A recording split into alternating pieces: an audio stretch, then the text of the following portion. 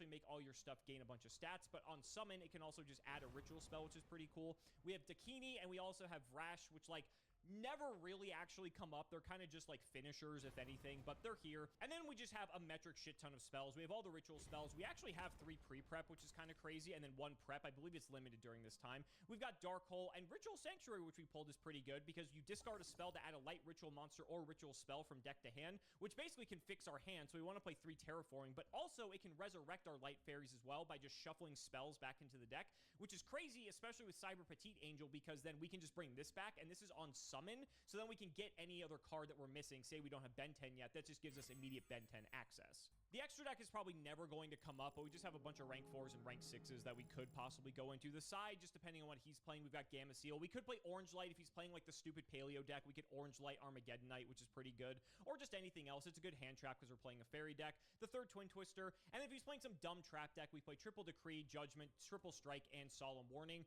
Like, I mean, anything here, like, for our deck's already good going first, but like we can take out like twins and stuff and put in the traps, and like we could be perfectly satisfied with doing that, because then once the traps are offline, then Herald's going to have more room to negate stuff, and it's going to go a lot smoother. But again, it depends on what deck he plays. If he plays a deck that doesn't play any trap cards, then obviously that doesn't matter in the slightest. That's why we bring in like the strikes, the judgment, and the warning to be able to stop monster effects. So hopefully it's enough. I think it might be a bit idealistic, but I think if we win the die roll, or rather the rock, paper, scissors, and I think as long as we can just get to Herald, that should be enough. That hopefully will be enough.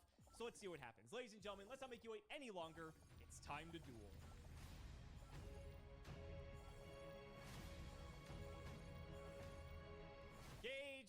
Gage. Dimensional Guard. You know, I remember when we first said for Prog Season 2, yeah, the side sets would be fun. This is not one of the sets I was thinking about. Oh, this set's awful. What do you think? Take me to a different dimension that doesn't involve the set being created, bro.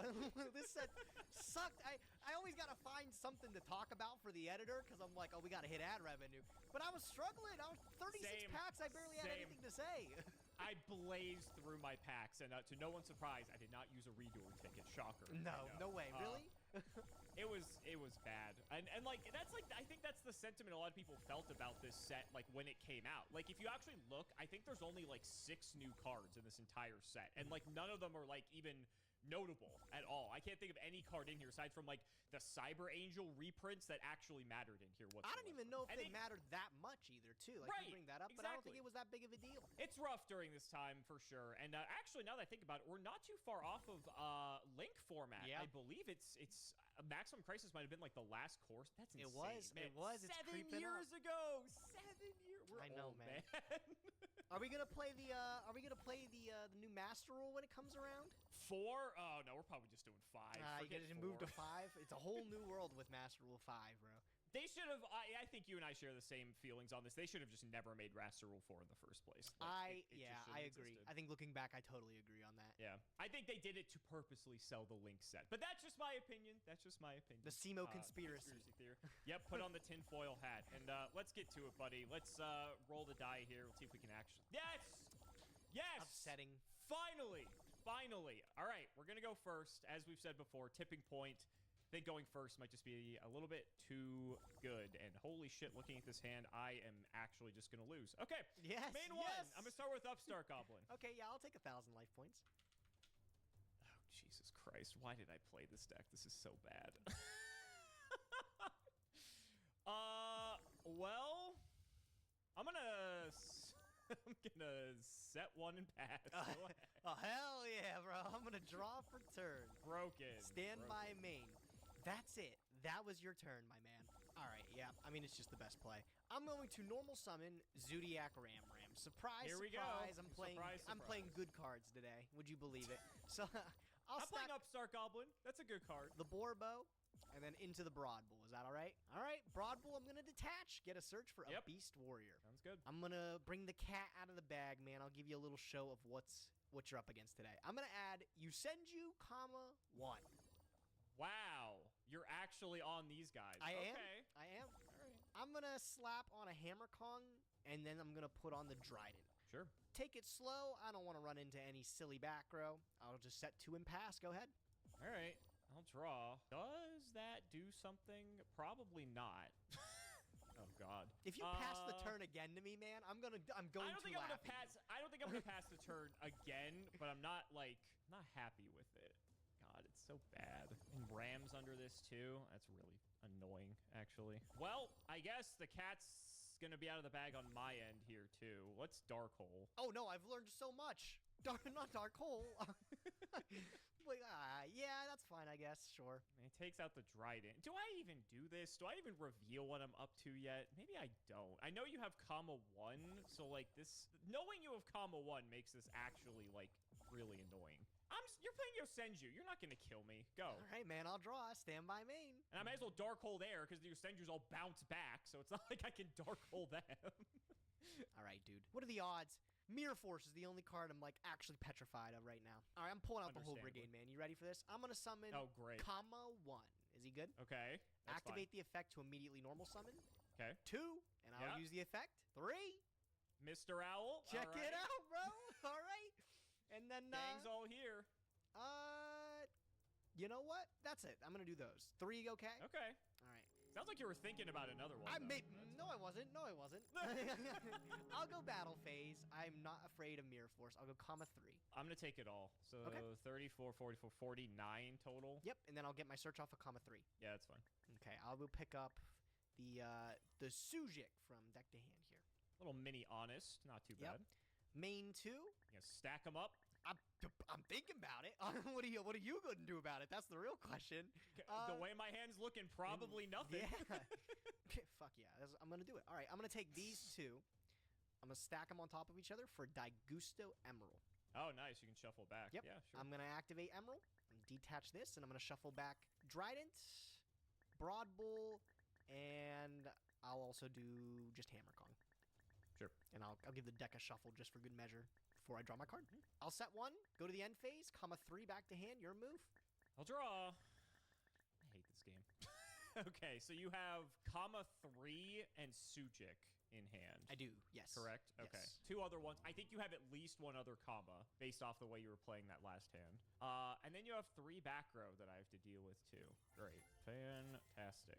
This sucks. You know what? You know Are you what? gonna keep your secrets? Are you gonna keep your I'm secrets? Gonna keep my secrets. I'm gonna keep my This secrets. Let's go to game guy, 2. I'm gonna keep my secrets. We'll I'm see gonna keep my secrets. All right, man. All right.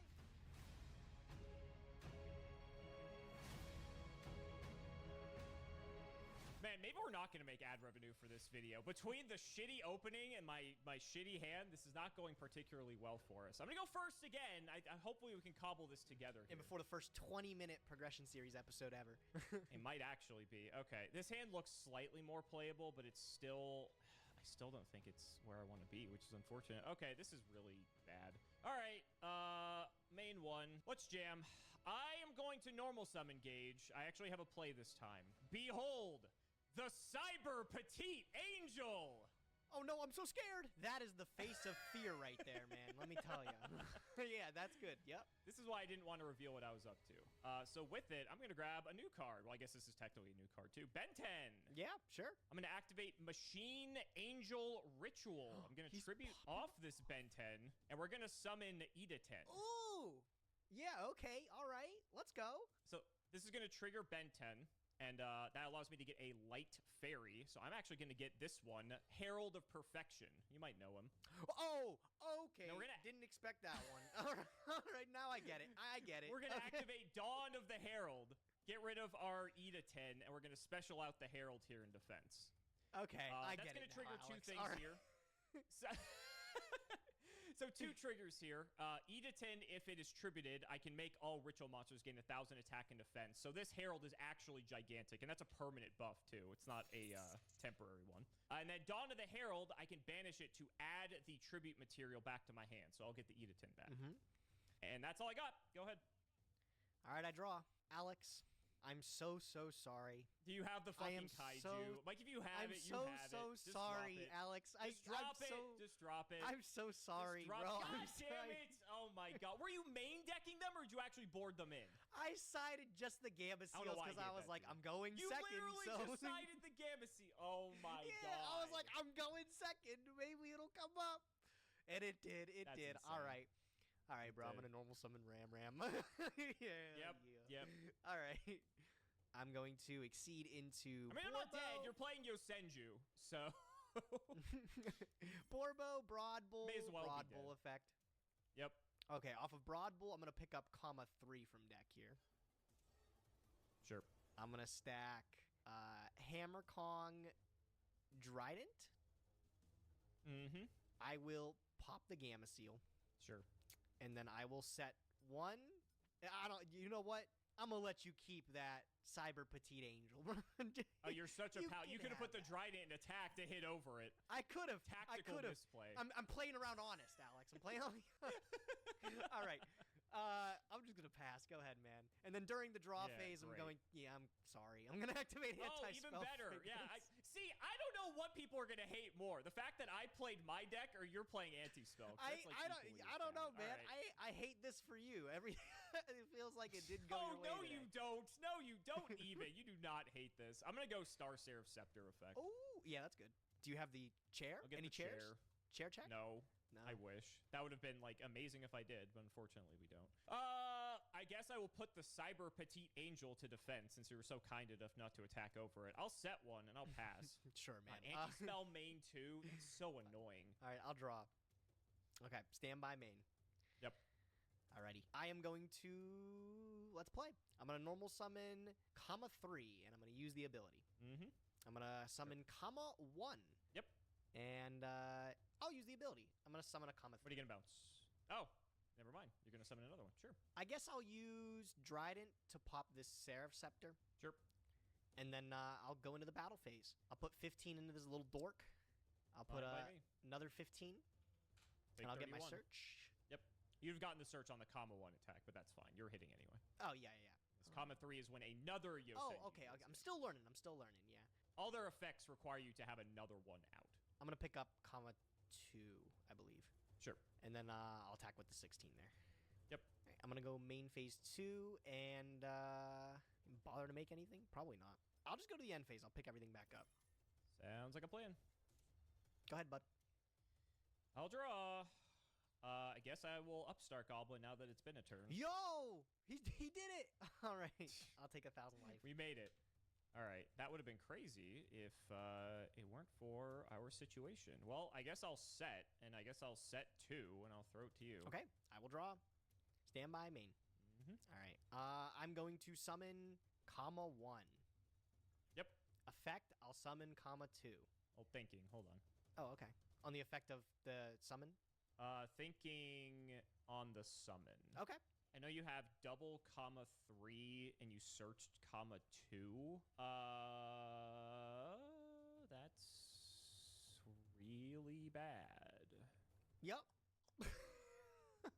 I think I'm gonna judgment this. Oh. Yeah. Okay. Sheesh. I don't have much faith this is a real monster, so I'm gonna activate Whiptail. Slap it on underneath my Trident. Okay. And then I'll go to the battle phase, and I'll try to Sure. topple over this guy. It is sovereignty, so you're gonna take 6 here or 4 here. Okay. But it will get banished, Yeah, but I'll banish it. unfortunately. I think it's mandatory. Yep. Your move, I guess, man. I was kind of hoping that sovereignty would stick, but we'll see. All right, I'll draw. Stand by main.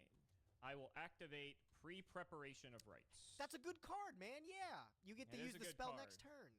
If there I is a know, next right? turn. If there is a next turn. If there is a next turn. It's crazy. I'm also looking at all these cards that I sideboarded for this, and I'm like, damn, this would have been great if I had any of these. It's fine.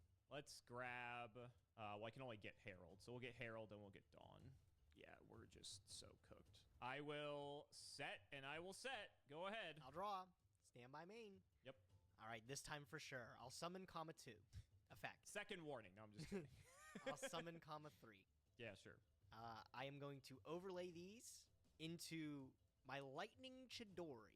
It's actually good that you have that card, because I didn't have And it. I'm going to bottom your back row there. Sure. Okay. I am going to activate compulsory on the monster.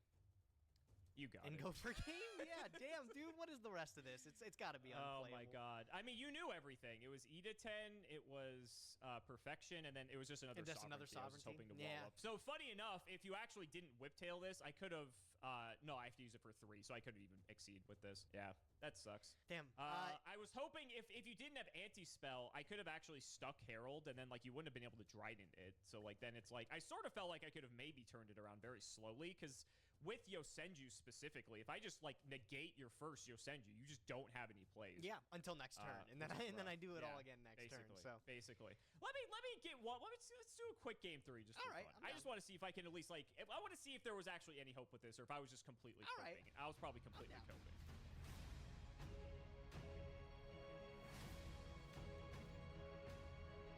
I know it's all cope. I know it's all cope, but I just want to at least like I just want to stick Herald one time. Just get it on the. I technically did stick Herald. You had I have no fucking- side what's deck it this called? time, bro. The Gamma Seals aren't Yeah. in, so you might be able to actually have a chance. How many this time. Gamma Seals did you side? Just out two. of Just two curiosity. Gamma Seal. Oh, just two. Just Great. two. It wasn't even Just 3. two. Great.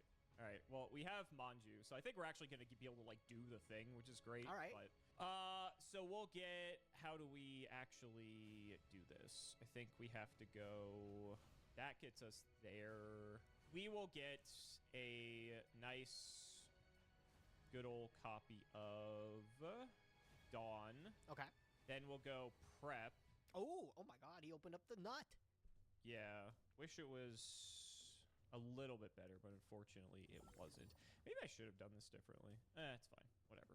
It's the fun game. It's already over anyway. Yeah, and then we'll just go Dawn. Sure. I mean, this is like the worst way to do this, but get rid of these. Yep. Herald's here. Dawn effect. Unfortunately, I can't get both things back. That would be so broken. But it is what it is. And then I just pass here. Okay. Go ahead. All right, I'll draw. Stand by main. All right, man. I'm gonna force a negate out of you already with Dimensional Fissure. Yeah, that is going to force a negate because I have to send stuff for cost. So I do have to negate that. Yep. Well, Herald. Cool. All right, send you. All right, so I know you got a Manju in hand. That's another negate. I'll activate Tenki. That's fine. Opponent activates a spell, trap, or monster effect. It's Omni. It's an Omni. I'll pick up comma 2 here. Sure. Yeah, I guess. I'll summon comma 2 and I'll use the effect. Yeah, I'll negate that. Okay. When Dueling Book lets me put something away. Okay, and there goes the Manju. All right, already down to low resources. That's everything I got for this turn, though. It's your move. I was going to say, you're passing your turn. So Yeah, you better draw into something to do. That's fair. That's very fair. Main 1. We'll go to attack. I'll hit. Sure. Dude has no fear of Dimensional Prison. Nope. I will set 1. I'll throw 2. Okay, I will draw. All right, stand by main. Mm-hmm. Pot of greed, man. Oh, baby. Is that okay? Do you want to negate it? You want to negate it? Come on. No. All right, I'll take 2 Fine. more. All right, I'm going to summon comma 1, and I'm going to use the effect. Yeah, okay, I'm dead. This we were coping. We were coping. I think it's total cope, bro. Yeah. Oh, man. I don't know. This may be better than the Fluffle deck I played last week, to be fair. I don't know, man. At least with the Fluffle deck, did you take a game off me? I don't even remember. No, I didn't take a game off of you. Dude, get your shit together. What are you doing, bro? I wanted to try to, like, again, just bring something that was just completely out of left field. But, like, I think with limited copies of Ben 10, it's just, like, it's not consistent enough. This deck, if you can believe this, actually, this deck actually topped a YCS in England during this time. I'm pretty sure. I remember sometime So I was like, around this era, there was like a deck going around with like Earth and everything too, right? Like the agents. People were playing this again. I'm not sure about that, but I just remembered that like this deck did see not only like YCS, I would say success in quotes, but like it did get a top of the YCS during this format, as well as other like it got like plenty of regional tops too. So like this deck is like, yeah, again, far from tier 1 or anything like that, but it's like not the worst deck imaginable. At least I thought, but fuck, I mean, maybe the format in Prague is just far beyond the capable, conceptualization of Herald of Perfection. Clearly, right? That we're just really out there. Yeah. Yeah. And I was was hoping, like, I steal the first game off of you, which I was happy I go first. You're going to bring in the Kaiju's game 2. Like, yeah, that makes sense. And then, like, hopefully I just, you know, maybe get to go first game 3, and then we just seal it up again. And I had, like, Decree. I had the Strikes. Like, I feel like I had, like, everything, like, especially in that game 2, but, like, it just, it didn't come together. So maybe I have to go back to playing, like, good decks. Boo. But back you know, to the drawing board, man. Yeah, back to the drawing board. This Yusenju thing is something like I saw before you were playing it, but with the Broad Bowl, it just becomes even better, right? Like getting the free search for Yusenju, being able to pick up 1 if I don't have it already, and have even more disruptions on the next turn. Also, like I said, I mentioned Lightning Chidori, you got to saw it. This card is, dude, I got to spin a back row, but if you had a face-up card and I get to draw lock you, God, man, like, I don't know what you do from there. So, this list was crazy. I remember this actually you definitely also... you have a better use of this deck than I do, just because of the fact that I don't have Chidori. So, like, your Senju deck, and you have, like, all the zoo stuff, too. Yeah. So, like, inherently, your version of this deck's way better than mine. This is actually a deck that was also pretty good back in the day, too. Some sort of, like, Yusenju variants and stuff like that. They're pretty annoying to deal with when they, you know, they win the coin flip and they got back row, right? Like, it's annoying. Exactly. Well, and they all bounce back to the hand, too, right? So, like, it's hard to, like, interact with them if you don't have a lot of, like, actual, like, hard removal, like, you know, Mirror Force or, you know, things that are, like, reactive removal instead of, like, proactive removal. So, which this deck was not playing much of, to no one's surprise. But to be fair, if I have, like, if I have this Herald just, like, chilling here, like, you can attack directly with Kama, too. Ooh, like, that's about it. Yeah, right?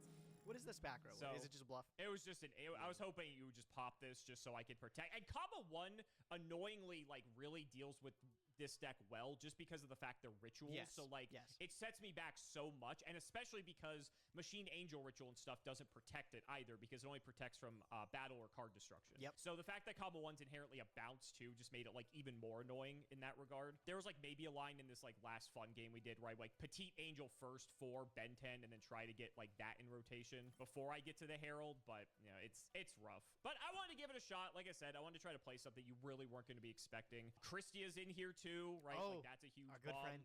Like, yeah, that would have been crazy against the normal summon Yusenjus. deck. No way. Yeah, against the normal summon deck, right? Like, that would have fucking mattered. So, better luck game, next buddy. time, Good bro. game. Better luck. I think you've tied the series again, thanks to me playing these, like, absolutely ridiculous decks I've been playing lately. But I'm trying new stuff. I want to see if there's other stuff that, you know, is unexplored. That we know the decks that we have already are really good. So I want to see, like, what else there is. And I saw Ben 10 and I'm like, okay, let's try this. Yeah, I appreciate you exploring the paths unknown. I'll let you do the dirty work there.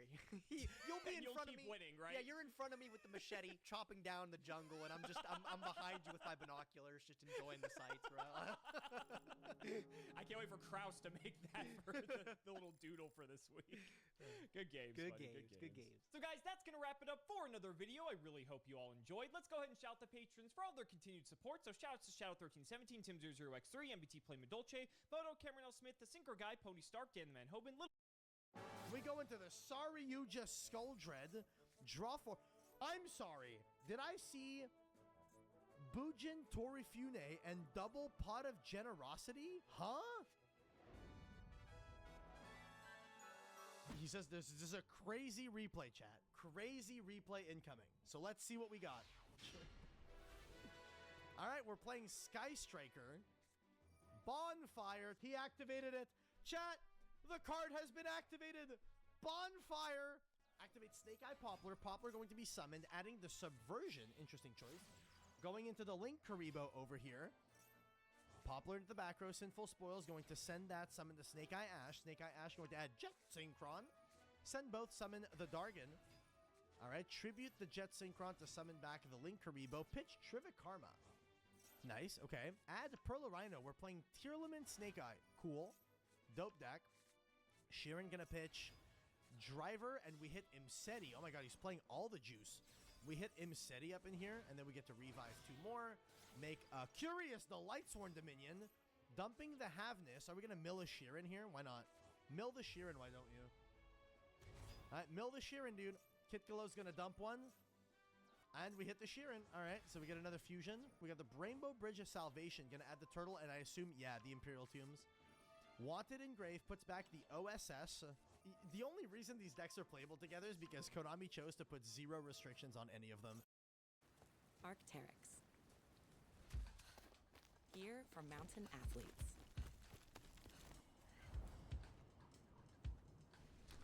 Worn when it counts. got like a little goofy, silly goofy. There's the Cabessenwef. We go into the zombie vampire. Dude, why do we have to mill more? We don't have snow yet. We need to hit snow. We summon Fenrir. We simply summon Fenrir, bro. Why not? We go into the Sprite Elf, okay. Sprite Elf brings back... Oh, we haven't even Sprite Elf'd yet. We get to go into the Bear on the Floor. All right, Medora puts back shit in our extra deck because we want to summon back IP, I guess. Okay. Summon Chaos Betrayer. Banish a card of the opponent's grave into the Imseti. This board could have been significantly better. Not that it's a bad board, but it could have been better. Main phase 1, we go Imperm on the Elf. Why did... Okay, sure. Afterburner on the Baron to force the negate. We go Airspace Area 0. Target Ray, Chain Ray. Go into Combined Maneuver, Engage 0. All right, let's see what's cooking here. We get to hit Ray off the top. Rose triggers. Fenrir banishes that. We get to bring back Ray. They go IP into SP Little Guy. Little Guy banishes our Ray. Link 1 into Haya. Battle phase. Attack over the Elf. Haya going to dump Engage.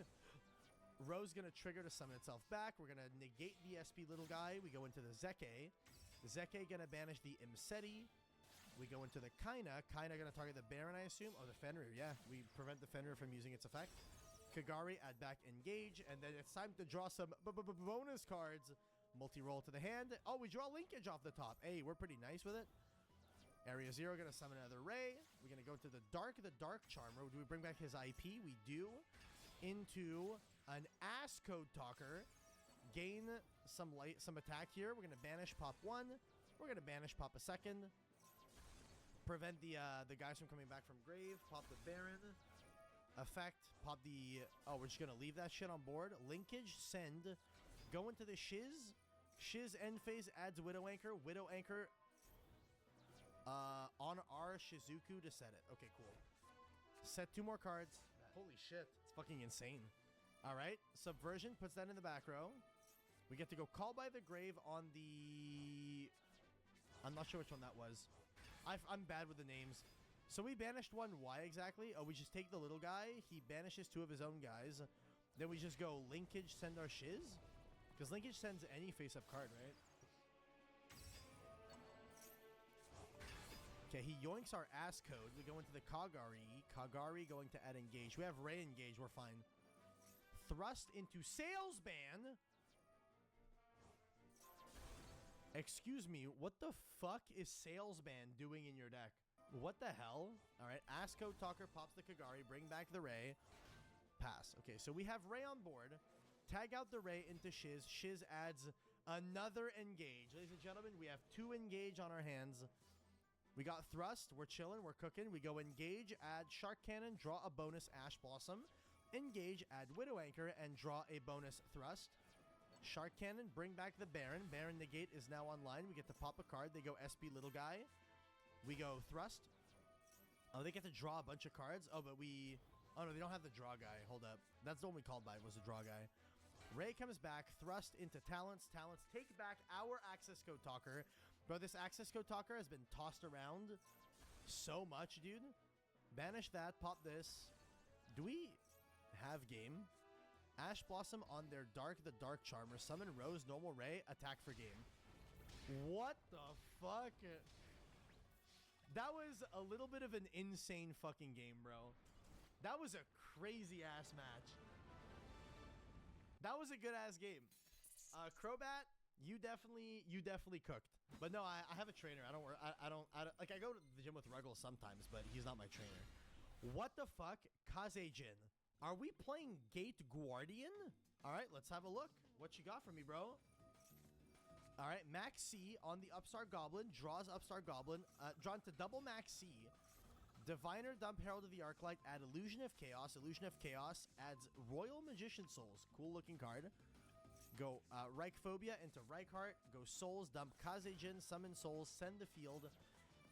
Drawn to the Shadow Ghoul. Into Labyrinth Wall Shadow. Ryuk, I think the 5 gifties, bro. Appreciate it, man. Put Suijin in the back row. Ancient Fairy Dragon. Pop that. Add Chicken Game. Chicken Game gonna draw a Yu-Gi-Oh card. Into Chicken Game. Chicken Game gonna draw another Yu-Gi-Oh card. Ancient Fairy summons the Reichheart. gets ashed, and I wanted to make sure it was negated. I wanted to be absolutely certain that it was negated. Yeah, he wanted to make sure. He wanted to be absolutely positive. Maxi gets activated. Let's fucking go. Main phase 1. Normal summon Salamander to fire. Add Mirror. Mirror effect summon. Draw 1. Spinny send. Link 1 for Balinks. Draw another. Hero lives. Are we playing Prisma in this shit, bro? Mole summon. Make Promethean Princess. Draw another card. All right. Put that mirror back. Pyro Phoenix. Are we relinking Pyro Phoenix to wipe the board? Does this pop everything? It pops everything. All right. 28 to the face. Was it really worth giving your opponent like 9 cards just to like wipe his board? Really? Like, was that worth it? Labyrinth Wall Shadow. All right. Into the Sangha of the Thunder. We go into the Prisma. Banish. Okay, Promethean Princess protects the, we protect the Pyro Phoenix with the Bale. We got another hero lives. That shit is not once per turn. 1050 life points. Get to dump another Gate Guardian name. Bring back the Reichheart. Reichheart effect adds a Scareclaw arrival. That shit is not once per turn. Tribute summon. As a computer science student, technology is essential for my daily tasks and projects. I'm Anissa. Kazejin. We go into the Gate Guardian of Thunder and Wind. Okay, put back the Song of the Thunder, banishing 3 of them things into the Ultimate Gate Guardian combined. Have his life points, swing over for 6550, Salamander to fire the damage step to protect. Main phase 2, Scareclaw Rifle brings back the Reichheart, summon another Reichheart, Riryoku Engrave, adds back the Sangha of the Thunder, activate Chicken Game to draw. We're on 50 life points. Does the opponent know? Is the opponent aware? Oh, hold up. My life point overlay is gone. Give me a second. I fucking love when this happens. There you go. It's back. We're on 50 to their 750. Does the opponent know that Chicken Game has really cool text that says whoever has the least amount of life points doesn't take damage? Let's have a look. Adds the Gazelle. Link it to the Balinks. Okay. Code of Soul. Summon. Go Spinny. Code of Soul effect. Activate Circle into the Weasel. Weasel ability summon. Overlay into the Stalio. Stalio detach, summoning, what is that? Coyote? Okay. Dump Roar. Making a Raging Phoenix. Okay, we bounce the Gate Guardian combined. Oh, gets negated, sure. Promethean Princess, target both. Gate Guardian combined, negate again because it can negate thrice. Make another Raging Phoenix. Raging Phoenix effect, Chain Roar. Chain our Pyro Phoenix to burn him. Fuck, Pyro Phoenix says if a Link monster summoned to the opponent's board, that's crazy, dude. Oh my god. I used your monster against you. Lamau. That was so good. I fucking love that.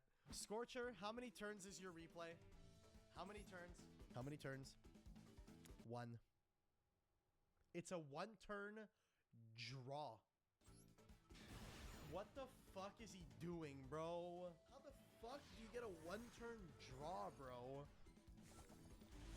Okay, we got Predaplants, United We Stand, Rika Glamour, Magical Mallet. Some plant shenanigans. Let's see what we got. We go... His name is Rocket Grunt. Mallet gets ashed. That's really goofy. Scorpio into Darling Cobra. We go Ultra Poly. Ultra Poly fuse both of those into the Ambulomelides. Ambulomelides is going to be able to add a card. We get to add back the Triantis. Ultra Poly summon back the 2 guys that are in our grave. Okay. Ambulomelides tribute itself to summon Biblis. We go into the Jasmine. Biblis is going to be able to add the other guy, the Bufo. Bufo these nuts, you know what I'm saying? Rika Glamour, tribute off the Lone Fire into the Primula, into the Rika Princess. We go... Both of them get summoned into the Strenna. Strenna effect, detach, adding back the Lone Fire. We get to Bufo and Triantis.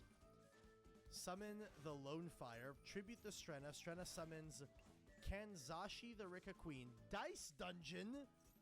Add Dimension the Dice. What the fuck is this thing? Caddy Corn? We got some corn in this combo? Okay, we go both of the scales. Add themselves back. Put some counters on the shit. Tribute the Lone Fire. Well, we copy the Lone Fire. Tribute it for Spore. Ambulomiludes comes back. We go into the Ancient Fairy Dragon. Tribute that to add the Disc Colosseum. Add the Lone Fire Blossom. Spore effect summons itself back as a level 6. Biblisp gets summoned because you have Predator counters. Power Tool Dragon. Ancient Fairy summons Lone Fire. Lone Fire tribute to summon the Snowdrop. Make everything a level 4. 3 material Alimbertion. Gets to add Rescue Ferret. We go into the Saryuja Skull Dread. Draw 4. I'm sorry. Did I see Bujin Torifune and double Pot of Generosity? Huh? Okay. We summon Handy Gallop, Valkyrie Sex, and Summoner Monk.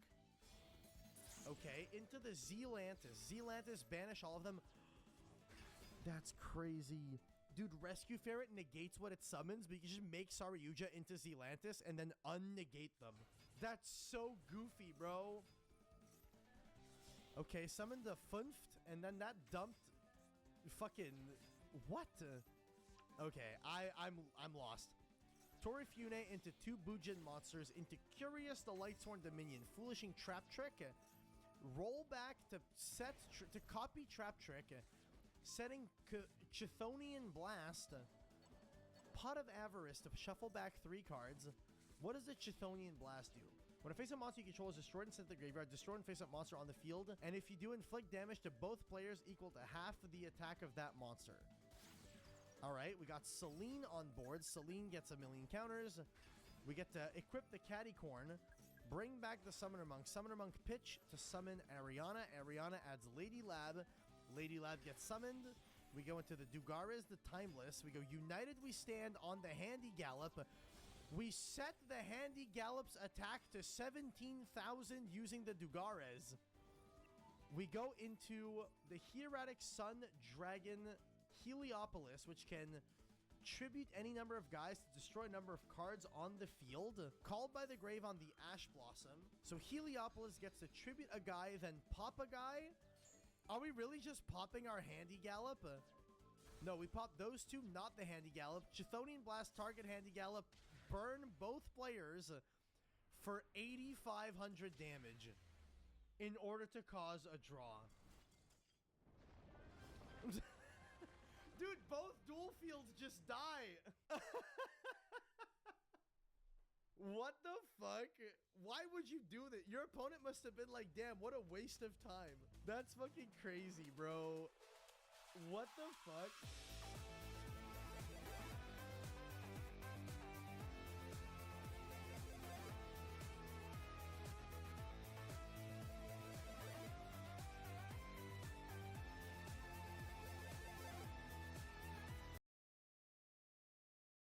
Something fascinating is arising out of the barren deserts of Saudi Arabia.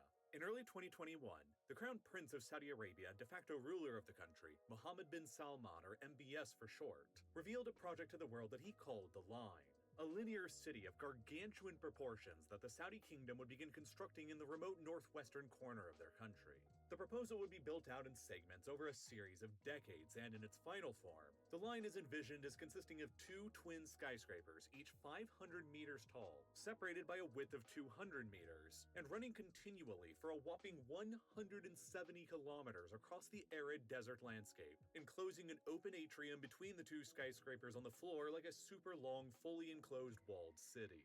To put the sheer scale of the ambition of this project into perspective, the height of each of the line's twin skyscrapers will be similar to the heights of some of the world's already tallest existing buildings, like the One World Trade Center and the Central Park Tower in New York or the Willits Tower in Chicago.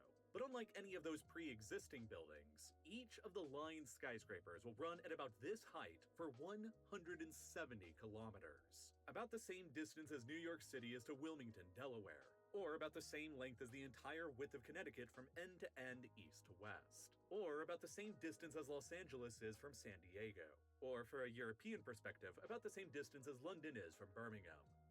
Once it's completed, the Saudi government claims that the line will eventually be home to 9 million people, more than the population of New York City, and all contained within a supposedly super efficient floor space of just 34 square kilometers, which seems small in terms of land, but is massive in terms of floor space within a building, because that's 29% more floor space than every single building in all 5 boroughs of New York City combined.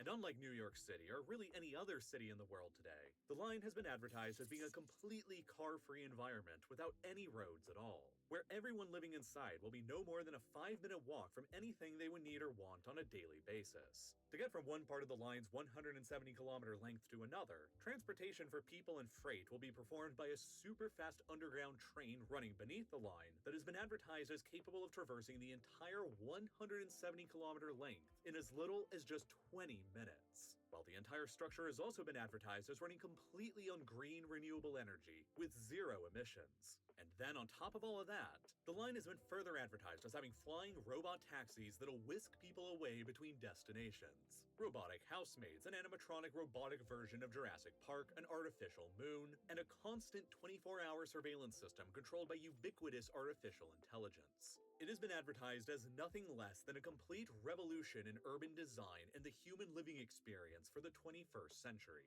while in reality, it is rapidly becoming one of humanity's greatest unmitigated disasters. Since it was unveiled in 2021, the effort to actually build the line has actually transformed into the single largest ongoing construction project happening anywhere on the planet, and it's likely already become one of, if not the largest construction projects in human history. The Saudi kingdom has gathered together an army of excavators, trucks, and workers that are currently all hard at work, carving out millions of cubic meters worth of sand across the desert, where the line's foundation is expected to eventually be laid. All as MBS has compared the project's scope to the Egyptian pyramids and referred to it as a civilizational revolution. But as it's turned out, even for a kingdom that's as fabulously wealthy and powerful as Saudi Arabia, fully accomplishing a project of this magnitude and ambition is still probably just a bit too much to manage. The projected cost for finishing the line's total length of 170 kilometers has ballooned in price more than 10 times over again, from its initial projection of only $200 billion when it was revealed back in 2021 to current estimates from employees on the project today in 2024 of at least $2 trillion. And to put that price tag into perspective, that's roughly twice the size of Saudi Arabia's entire nominal GDP. And it's pretty comparable to the total annual nominal GDP of Brazil, a nation of more than 215 million people. $10 can help fund powerful ads to reach undecided voters nationwide. And even then, the $2 trillion price tag circulating around today is widely believed to still be a massive underestimation by several independent analysts.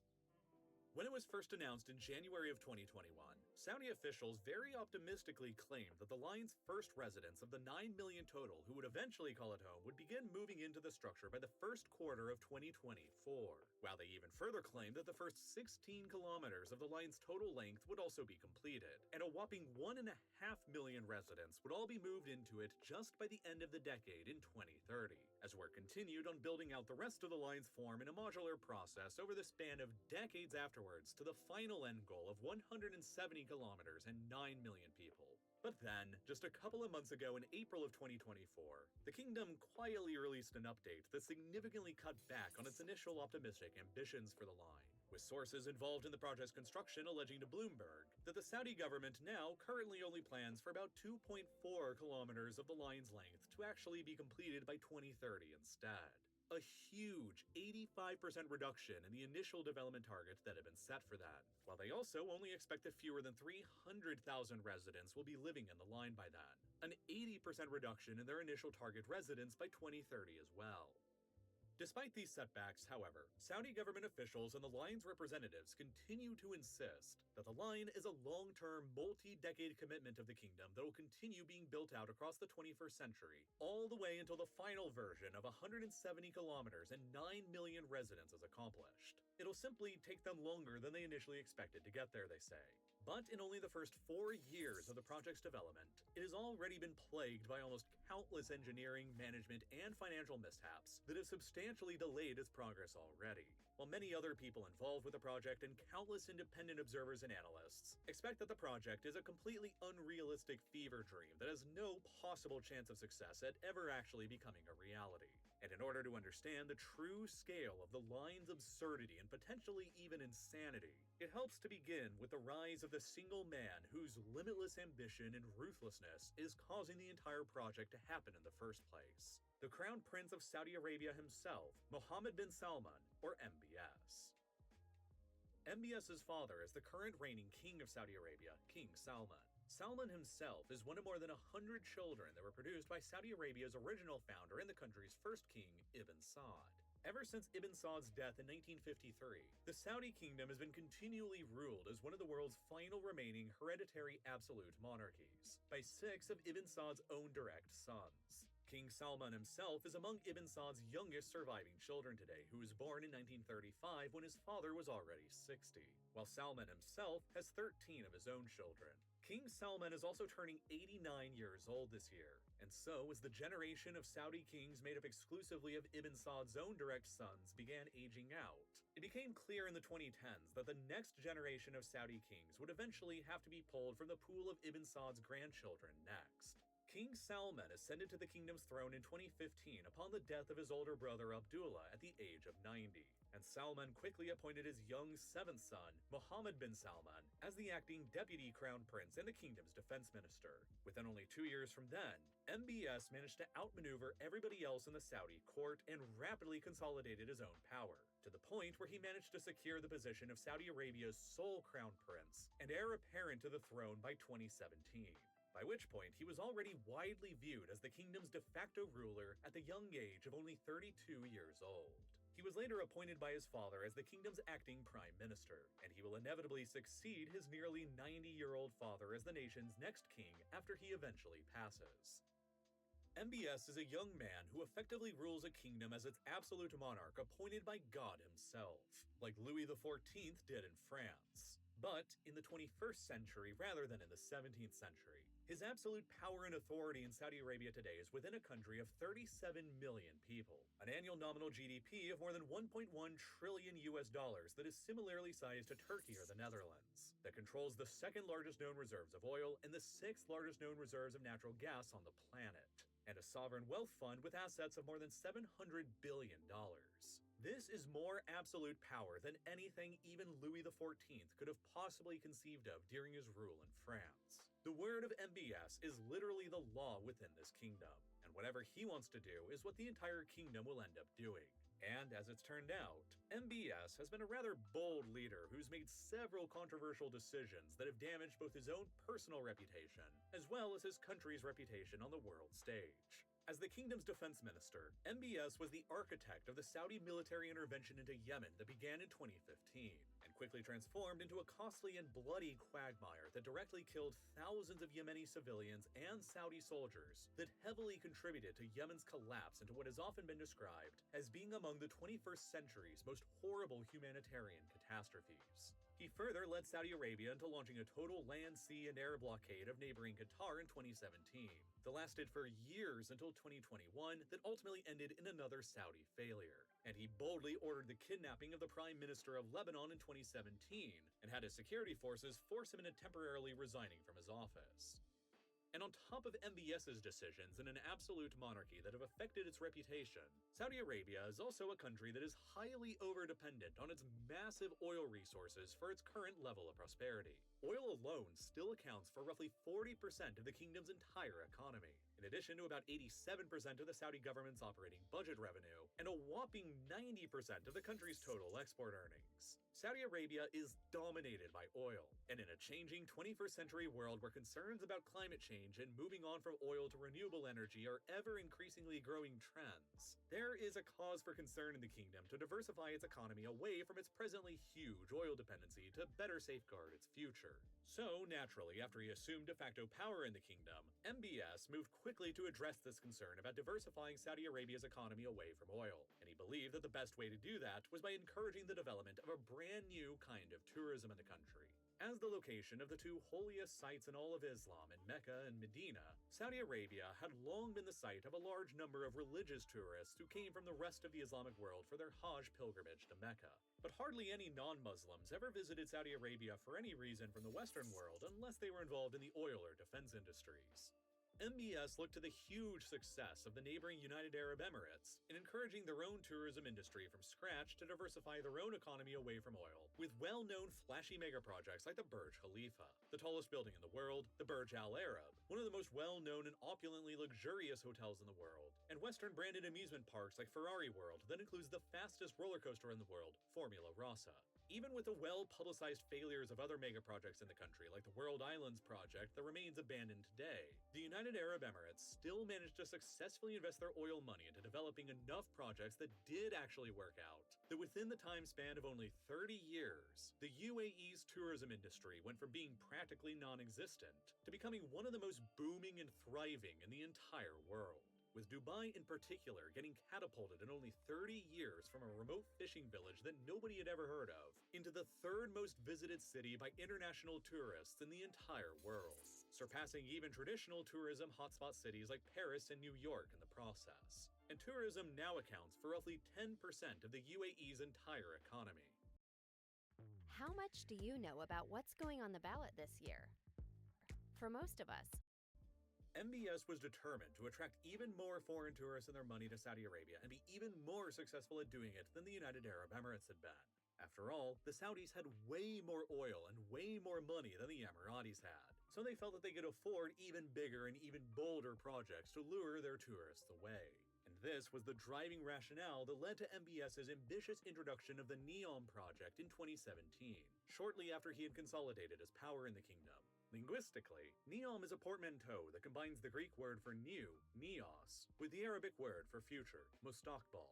And as it was envisioned by the prince then, NEOM would become the centerpiece project of Saudi Arabia's so-called Vision 2030 program that is meant to overhaul the entire country's economy away from the oil industry. NEOM was intended to be a massive urban development program on a scale the likes of which had never been attempted before in human history, with an initially projected budget of $500 billion in a remote and undeveloped corner of Saudi Arabia's northwest. The area selected for NEOM's development is roughly the size of the US state of Massachusetts, in a very sparsely populated part of the kingdom's Tabuk province, a province that is currently only home to around 910,000 people in total, and 2/3 of all of them just simply live in the city of Tabuk itself, out on the perimeter of the area to be developed for NEOM.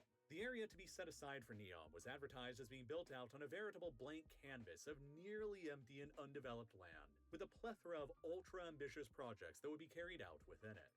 As Saudi Arabia has no permanent rivers or lakes at all, and NEOM exists within one of the country's lowest level of rainfall areas, the area has virtually no available freshwater resources whatsoever, while the temperatures in the summer will routinely soar to more than 38 degrees Celsius or 100 Fahrenheit. That's why all throughout human history, hardly anyone has ever chosen to actually live in this hostile environment, and why many towns located within the area were never even connected to the country's electricity grid until well into the 1980s. But none of that stopped MBS from boasting in 2017 that NEOM would soon, within due time, be home to an urban population greater than New York City's. NEOM, of course, is the area where the line would later be revealed as a project years later in 2021. But the truly absurd thing about NEOM as an overall project is that for all of its outrageousness, the line might not even be the most insane project going on there. There are other mega-ambitious projects going on here as well, like the Oxagon, a huge industrial port area to begin transporting people and material to a part of the country where currently hardly anything exists. Shaped like an octagon between the facilities on the land and the sea, with a navigation channel for cargo and cruise ships to take between them, the structure will include a massive floating industrial sector on pontoon structures that is billed as being the largest floating structure in the world once it's eventually completed. It is intended to serve as the logistics nerve center for the rest of the projects going on in NEOM once it's completed.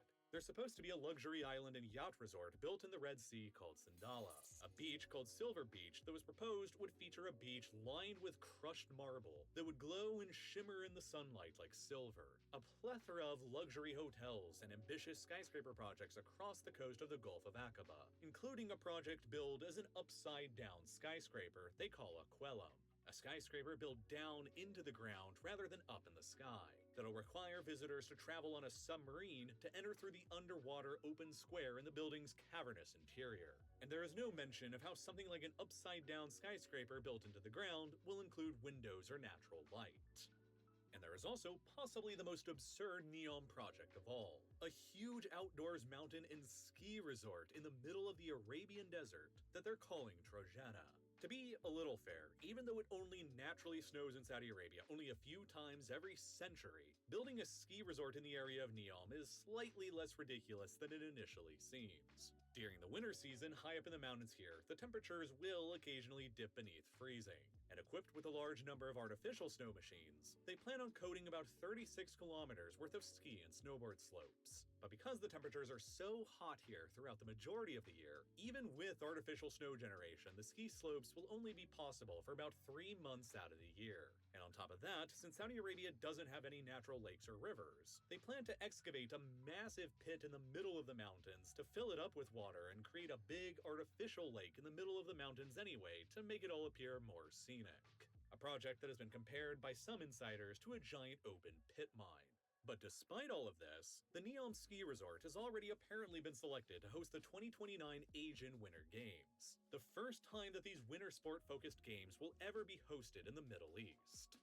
And the location that's been selected for the whole NEOM project is also of tremendously valuable geopolitical significance that should not be overlooked. It is placed in Saudi Arabia's closest geographical point to Europe and only a stone's throw away from the Suez Canal that connects the Red Sea to the Mediterranean, through which the world's largest cruise ships will be able to quickly travel towards NEOM.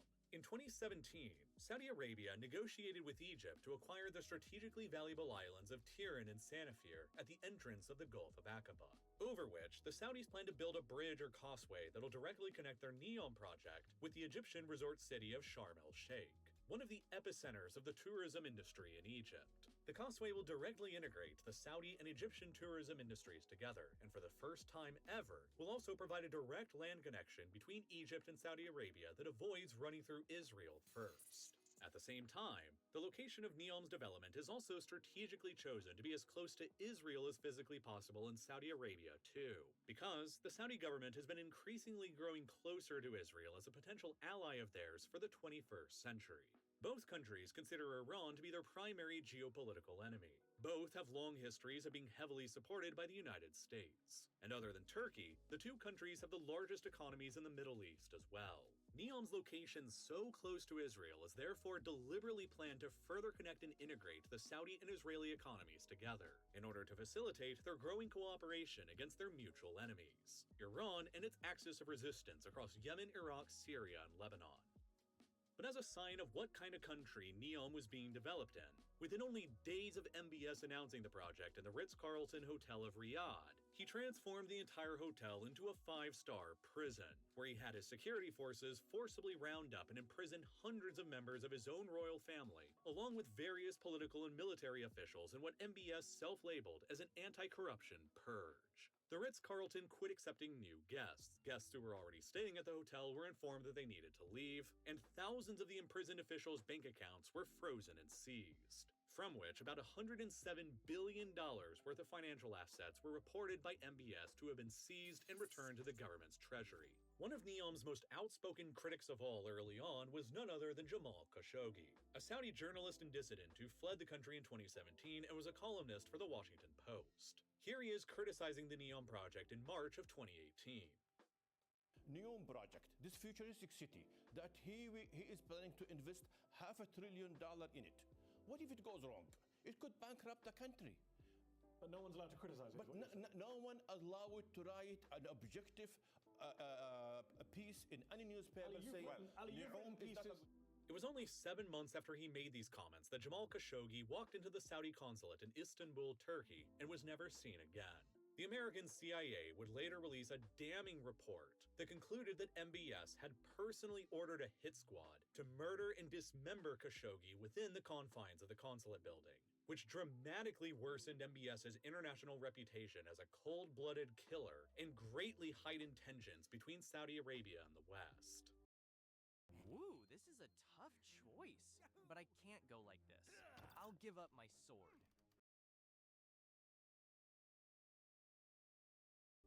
A Saudi Arabia with a man in charge who orders the assassinations of his critics in a government that heavily restricted the rights of women in the LGBT community and that carries out the third highest number of executions in the world, the majority of them through medieval-style beheadings, was not exactly a place that a large number of Western liberal-minded people had a huge desire to go and visit as a tourist, nor a place that many Western investors were comfortable parking their money in. So, in order to try and amend his own tainted reputation and improve Saudi Arabia's image to the world more broadly, MBS began introducing a series of social reforms to the country that finally enabled women to drive, eliminated the mandatory burqa for women to wear in public, granted women the right to enter the workforce en masse, and removed the restriction on women needing to have a male guardian just to leave their homes. And in 2021, they even opened the very first beach in the country that allows women to wear bikinis and walk around in them during the day. And just last year in 2023, for the first time ever, the Saudi Tourism Authority website updated its frequently asked questions page to clarify that LGBT visitors were actually welcome to visit the kingdom. But all on their own, these social reforms were not considered enough by the government to actually encourage Western tourists to come and visit the country. They needed to come and see something, and MBS decided that NEOM needed an even bigger, even bolder, and even more ambitious project than anything that had been announced beforehand, to bring the wealthy Western tourist to the country that he so craved to help the kingdom diversify away from its oil dependency. And this was the context and the rationale behind MBS's announcement of the Line project within NEOM in January of 2021. And how we got to the point where we are today, 3 years later, with the line seemingly under construction within NEOM to the tune of several $100 billion already. Now, let's go through a few of the line's most notable problems one at a time that makes most people outside of MBS and his inner clique doubtful that it'll ever actually be finished or useful for anyone outside of the consultants who are being paid to draft up the plans for it. First of all, there's a really big issue with that underground train system they advertise for the line that'll supposedly be capable of transporting you across the entire structure's 170-kilometer length in only 20 minutes. In order for that to actually work out, the train would have to continually travel across the entire line's distance at a speed of about 510 kilometers per hour, or about 317 miles per hour, which is already faster than any train that's ever been built. And that's only the beginning of the problems. The fastest train that humanity has ever built so far is the Shanghai Maglev train in China, which used to be capable of reaching a maximum cruising speed of 431 kilometers per hour or 268 miles per hour, notably slower than the speed that would be necessary to travel across Saudi Arabia's line in only 20 minutes. Even more concerningly, the 510 km per hour speed that would be required for a train to travel across the entire 170 kilometer distance in 20 minutes doesn't include any stops that would have to be placed along the way. With 9 million people projected to be crammed inside of the line with no cars or roads, the demand for the train to travel from each of the line's ends would inevitably be very high. In a paper written for the journal Nature's Urban Sustainability section, the mathematician Rafael Pietro Curiel and physicist Daniel Condor suggested that the biggest problem of the linear city's design would be the massive distances involved with the structure. If you selected any two people at random in the line who might be friends or relatives who wanted to get together in person, they would, on average, be about 56 kilometers or 35 miles apart from one another. They showed that in comparison, an actual city with a similar population as the line's 9 million people, like Johannesburg, would have any two random residents be separated by only about 34 kilometers or 21 miles instead. This is why the line's designers came up with the idea for the super high-speed rail line running beneath the structure. But Pietro Curiel and Condor argued in their paper that in order for all 9 million car-free residents of the line to be within walking and elevator distance of a train station, the line would need to have somewhere around 86 different train stations placed along the route. And then, if you had most of the trains stopping at each and every one of the dozens and dozens of stations along the way, the journey from one end of the line to the other would inevitably take significantly longer than only 20 minutes. And the speeds of the trains would never approach what they could actually be capable of. To make matters even worse, a linear design city and train network would, by design, only have a single point of failure. If a fire or an accident broke out in just one section of the line, then the entire train system would break down and fail, and transportation from one end to the other would become impossible until the situation was resolved. To mitigate many of these issues, Pietro Curiel and Condor, along with many, many other mathematicians, architects, and analysts, have suggested that the design for the line would become infinitely more efficient and better if it evolved from a linear design into a circular design instead. If the twin skyscrapers were built to the same height and the same width, with the same ground-level atrium between them in the exact same floor space, but only built in a circle, then the circle's diameter would only have to be fewer than 7 kilometers wide, or only about 4 miles. At that point, any two random people in the circle would only be about 2.9 kilometers, or 1.8 miles apart from each other, more than 10 times closer together than they would be in the linear structure, which would eliminate the need for the high-speed rail entirely, since everybody would be within walking distance or a short bicycle or bus ride away from everyone and everything else in the structure. But alas, Saudi Arabia is an absolute monarchy that isn't governed by what makes the most sense, and the soon-to-be absolute monarch himself isn't interested in building a circle. Moreover, how many elevators and escalators will have to be installed in the line to make it actually possible for people to move up and down throughout the whole structure? For the sake of a rough comparison, the One World Trade Center of New York, whose structural height without including its antenna is actually shorter than the line's proposed height, has a total of 73 elevators within it. The One World Trade Center occupies a 61 square meter area, meaning that each of the line's 170-kilometer-long twin skyscrapers would consist of more than 2,700 One World Trade Center buildings lined up end to end. If the elevator system was similar to the One World Trade, then that would imply that the line would have to include nearly 200,000 elevators for each of its twin skyscrapers. Which means when you factor in both segments, you're probably talking about around 400,000 total elevators that need to be incorporated, which is about 2% of all the elevators and escalators that currently exist in the entire world combined. Even further, each One World Trade Center costs $3.9 billion to build. So, if you're talking about building more than 5,000 of them for the line's 2 parallel skyscrapers, you're talking about a potential budget that runs up to more around $21 trillion to actually finish the entire thing out as currently envisioned. And One World Trade doesn't even have the insane train system, the artificial moon, the animatronic Jurassic Park, and all the other crazy things that are advertised as being present in the line. And on top of these problems, just to even begin the construction of the project in the first place, hundreds of thousands of workers have to somehow be brought in here to the remote construction site, while an entire city's worth of infrastructure has to be built up from nothing just to support them to even begin building NEOM. Since, as it currently stands, the closest major city to the NEOM development site, Tabuk, is about a 2-hour drive away. It's therefore been reported by insiders that NEOM is planning on spending at least $5 billion just on developing the housing in the region for all of NEOM's construction workers. And that's before any progress on all the megastructures in NEOM has even begun. Back in 2022, I lost 2 very important people in my life. Big figures. It really wasn't until February of this year that I finally gave.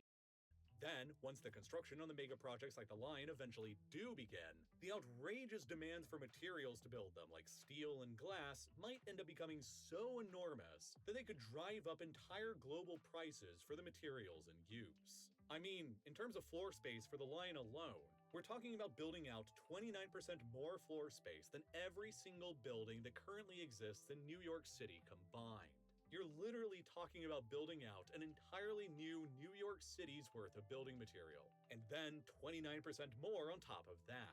So of course it's going to raise global prices for these materials in the process and raise the price for the entire project as well, which will make it even more difficult to ever actually finish. And on top of those problems with just building the thing, it might also just not end up really being a very desirable place to live in, even if it does somehow actually get finished. For 170 kilometers, there will be nothing outside of the line structure other than vast, inhospitable desert in every direction, meaning there will be nowhere to go and nothing to really do on a day-to-day basis outside of the confines of the line's megalithic walls. Sunlight will inevitably struggle penetrating down into the 170-kilometer-long atrium at the ground level, wedged in between the 2 high walls of the structure, which will make living down there feel dark and drab like life must have felt at the bottom of the Kowloon walled city in Hong Kong back when it used to exist in the 1980s. It's also been reported that architects on the project have apparently struggled with making different neighborhoods in the line feel distinct and unique enough so as not to make the entire 170-kilometer-long thing all feel like a claustrophobic, repetitive, and monolithic rectangle. There were serious concerns about how fire trucks and ambulances will be capable of getting around a 170-kilometer-long walled city that doesn't have any roads or space for any vehicles. Will they try making all the fire trucks and ambulances flying vehicles like helicopters whooshing through the line's interior between the two skyscrapers like they're advertised flying robo-taxis? Will firefighting helicopters flying through the line's atrium even be useful or capable at putting out fires within the building at all? And how will residents ultimately feel about being contained within a building without any personally owned transportation under the constant watchful surveillance of the Saudi government?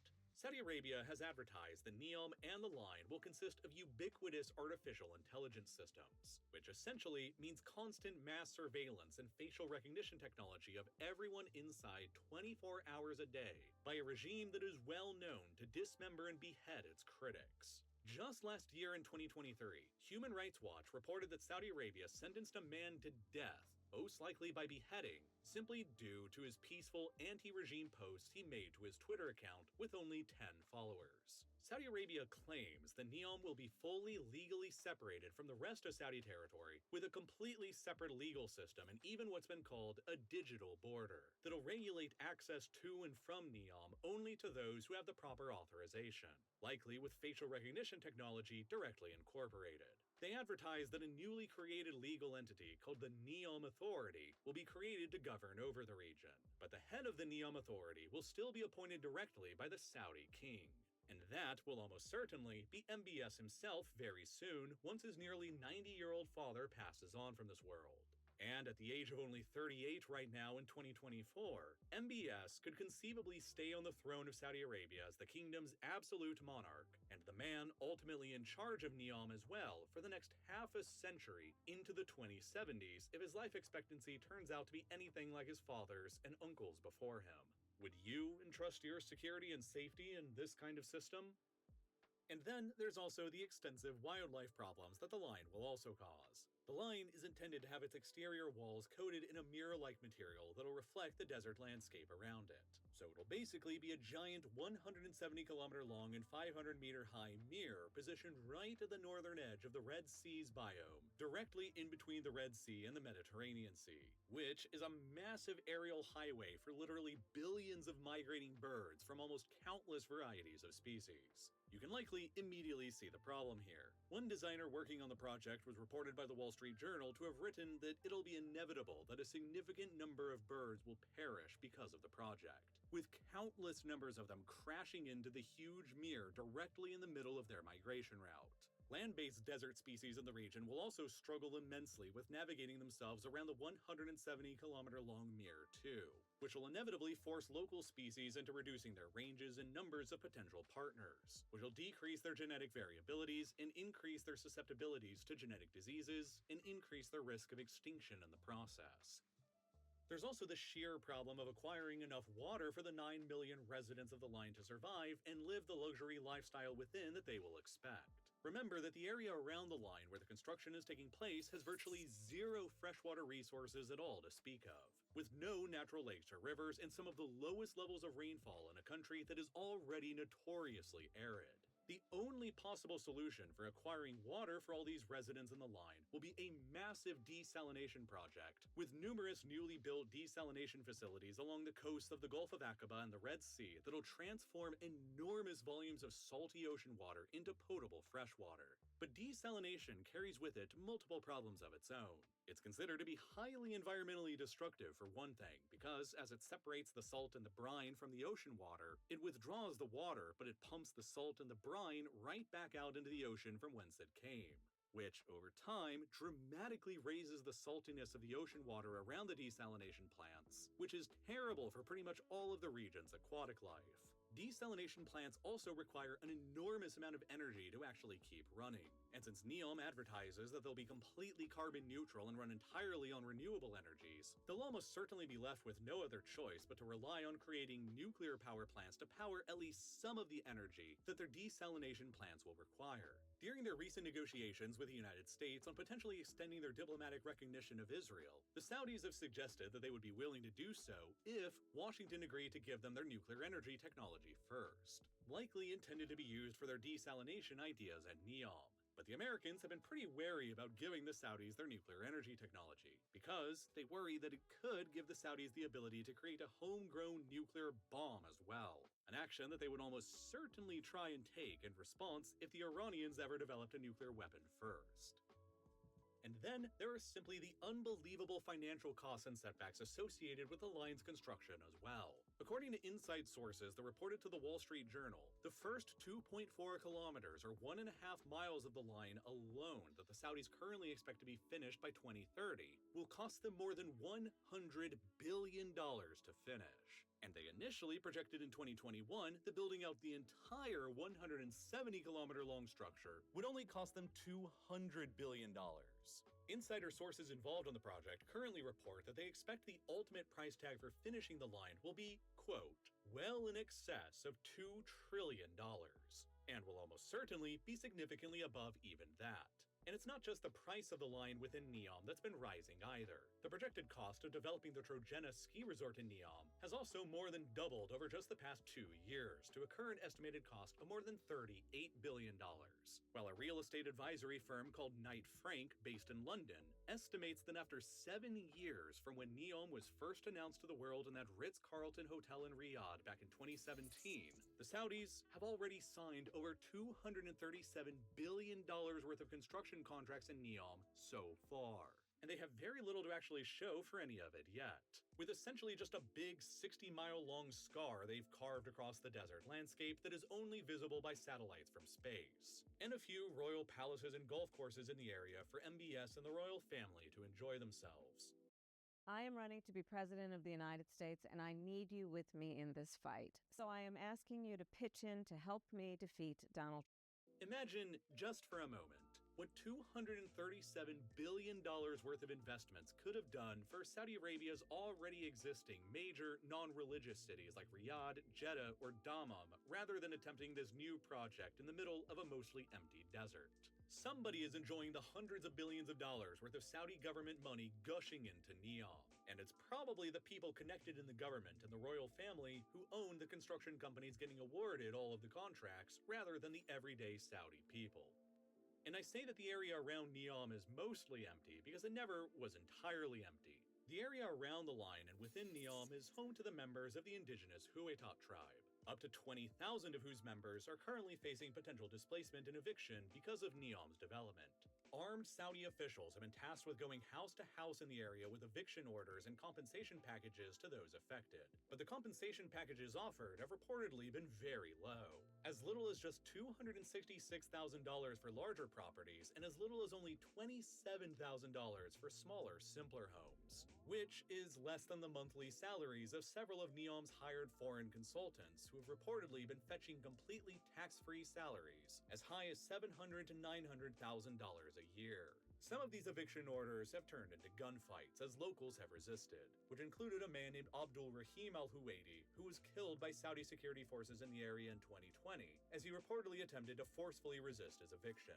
Since then, it has been reported that Saudi security forces in NEOM have been given the authority to utilize lethal force during their evictions, while the British-Saudi human rights group called Al-Qust has reported that dozens of locals who have resisted eviction have been arrested, and 5 of them have been sentenced in Saudi courts to execution, and are currently sitting waiting on death row.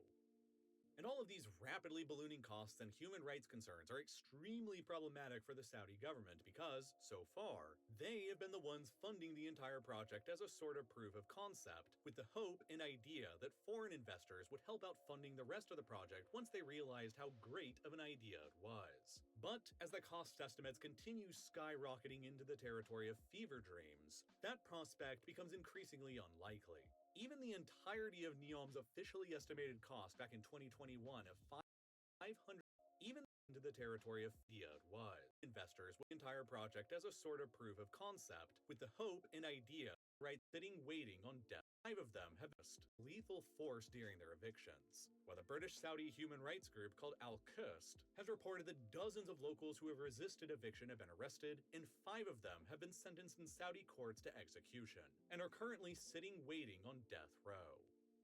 And all of these rapidly ballooning costs and human rights concerns are extremely problematic for the Saudi government because, so far, they have been the ones funding the entire project as a sort of proof of concept, with the hope and idea that foreign investors would help out funding the rest of the project once they realized how great of an idea it was. But as the cost estimates continue skyrocketing into the territory of fever dreams, that prospect becomes increasingly unlikely. Even the entirety of NEOM's officially estimated cost back in 2021 of $500 billion was 50% more than the entire Saudi government's annual operating budget, and well over half of the value of the entire Saudi sovereign wealth fund that only has about $700 billion in total net assets. And out of those $700 billion worth of assets, only $15 billion were reported to be in the form of liquid cash as recently as September of 2023, the lowest level seen in the fund since data on it first became available in 2020. Without attracting foreign investment, Saudi Arabia has no clear method to actually pay for all of the uber-ambitious projects going on in NEOM like the Line. They can try and continue partially funding it with the hope of attracting foreign investors later by selling off shares in the country's crown jewel, the state-owned oil company Saudi Aramco. Or they can hope for higher oil prices and higher profits and collude with other major oil-producing nations like Russia and fellow OPEC members to restrict global production to increase global prices. But that relies on long-term participation from foreign countries who might not be forever incentivized in keeping their own oil production targets low. The very idea of linear cities has a very long history that goes back over a century to the 1880s, when a Spanish architect named Arturo Soria y Mata first envisioned the concept of a linear city built along the length of a tramway that he hoped would shorten people's commuting times and improve their living standards in the process. Much later in the 1960s, a revolutionary anti-capitalist and anti-consumerist Italian architectural firm called Superstudio drew up their own plans for a monumentally sized linear city that would span the entire globe, and was designed not as something serious to ever actually be built, but as a satirical critique of what they referred to as excessive urbanization, and the big, bold urban mega-projects around the world that were in style and being proposed at the time. Recently, one of the final surviving members of Superstudio was asked about what they thought about Saudi Arabia's similar Line project going on in NEOM, and they said, quote, "Seeing the dystopias of your own imagination being created is not the best thing you could wish for." And I think that sums up the entire Line project better than just about anything else ever could. When the news broke in May last month that Saudi security forces had been given authorization to use lethal force to clear the land of people for NEOM and the Line's development, the story got picked up and covered by a dozen different news sources, and the reporting on it was pretty heavily biased, with 70% of the articles written about it all coming from left-wing sources and only 30% of the reporting coming from right-wing sources. And if you compare the headlines between them, you'll start to see something interesting in some of the framing. From this left-leaning source, you have a pretty sensational headline saying Saudi forces permitted to kill anyone who resists eviction to make way for futuristic Line City, and have already started. While from this right-leaning source, you also have this pretty different reading headline saying, Saudi Arabia forces told to kill to clear land for incredible new £803 billion city. With the left-wing source asserting that the killings by Saudi forces have already begun, and the right-wing source only saying they've been told to kill and referring to the NEOM project as incredible. All of this is possible with today's sponsor, Ground News, a website and app developed by a former NASA engineer on a mission to give readers an easy, data-driven, objective way to read the news. Every story comes with a quick visual breakdown of the political bias, factuality, and ownership of the sources reporting, all backed by ratings from 3 independent news monitoring organizations. Let's go back to that story on the Saudi security forces. Not only do you get the political bias and headline comparison, but you can also see the reliability of the reporting outlets as well as the ownership information. For this story, 42% of the reporting outlets are owned by media conglomerates. You can even get a specific breakdown of the differences between left and right reporting using their bias comparison feature. And one of my favorite features is the We take pride in where we're from. We come from communities that care about each other and work hard. Mongolia is perhaps the most fascinating country in the modern world. First of all, it's huge. It's more than twice the size of Texas, and if you placed it over the United States, it would basically cover the entire historical south of the country, spanning from Philadelphia in the east to Dallas in the west. But trapped in the middle of the Eurasian continent, Mongolia is surrounded on all of its sides by hundreds of kilometers of land separating it from the ocean, making it the largest landlocked country in the world that doesn't have access to an internal sea. In theory, Kazakhstan is substantially larger than Mongolia and technically also classified as landlocked, but Kazakhstan also enjoys a nearly 1,900-kilometer long coastline with the internal Caspian Sea, across which it can conduct maritime trade with Russia, Azerbaijan, Iran, and Turkmenistan. Mongolia, on the other hand, possesses no such direct access to any large bodies of water. And partially because of that and a whole bunch of other factors, Mongolia is quite literally the emptiest country on the planet. You see, Mongolia has more than 1.5 million square kilometers worth of land, which makes it the 18th largest country in the world in terms of overall area. But Mongolia also has a pretty tiny population of just around 3.3 million people who live across all of that land, which is basically just the same amount of people as live around San Diego in California.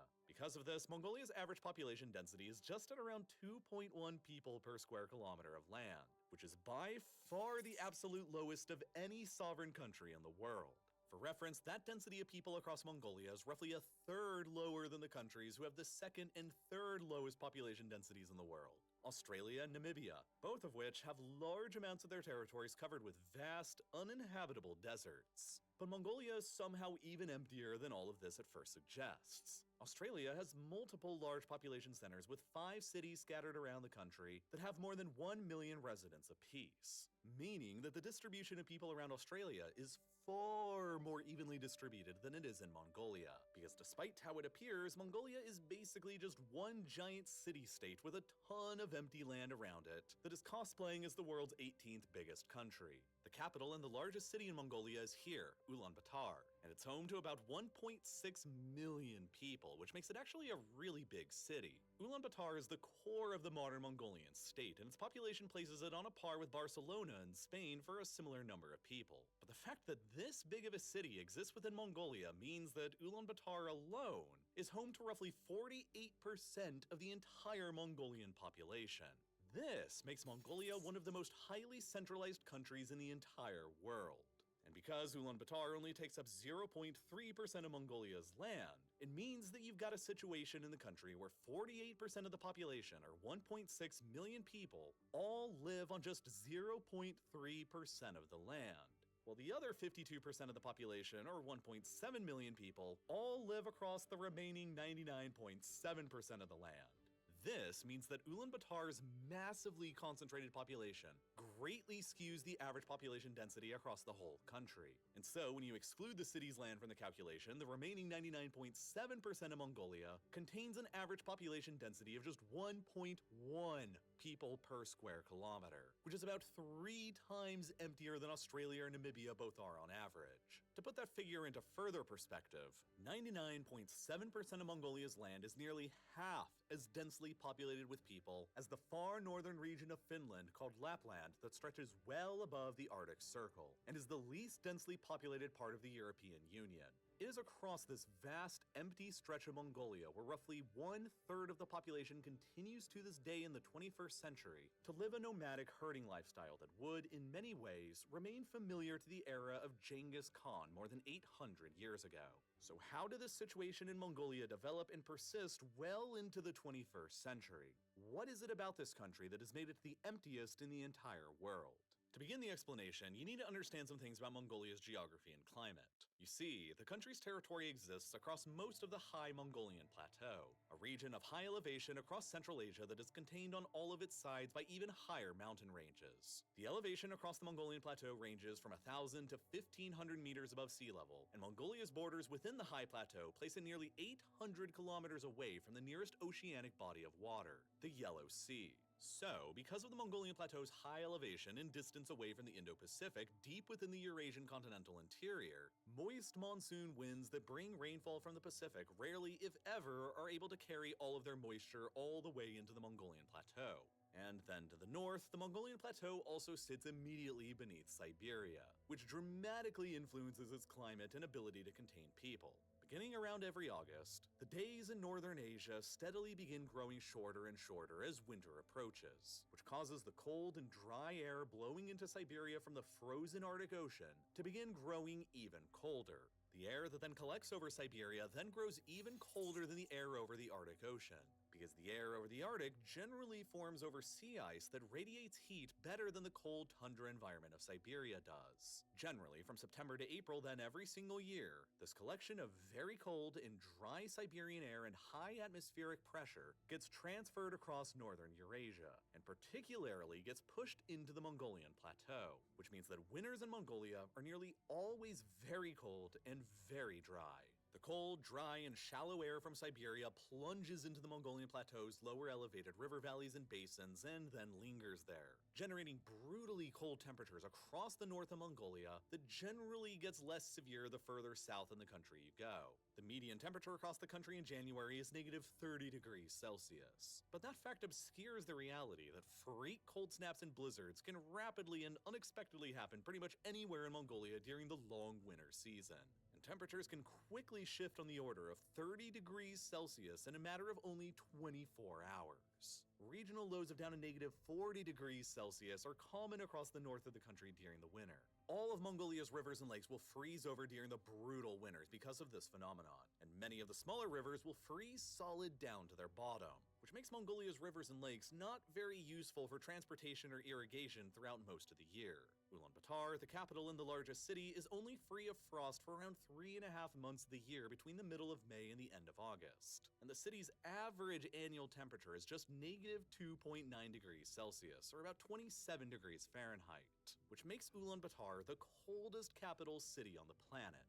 But that fact hides the reality that during the short Mongol summers, temperatures can also soar into unbelievable highs of up to 38 degrees Celsius or 100 Fahrenheit in the southernmost regions of the country, and even 33 degrees Celsius or 91 Fahrenheit in the capital. Then, accompanying these temperature extremes during very long, cold winters and very short, hot summers is the further fact that Mongolia receives very, very little rainfall. The highly elevated Mongolian Plateau is surrounded by even higher mountains that block most rainfall from entering into it from nearly every direction. To the south, the towering Himalayas and the Kunlun Shan Mountains block rain coming in from that direction. To the west, the Altai Mountains do the same, in addition to the Mongol Altai and Gobi Altai sub-ranges further to the south.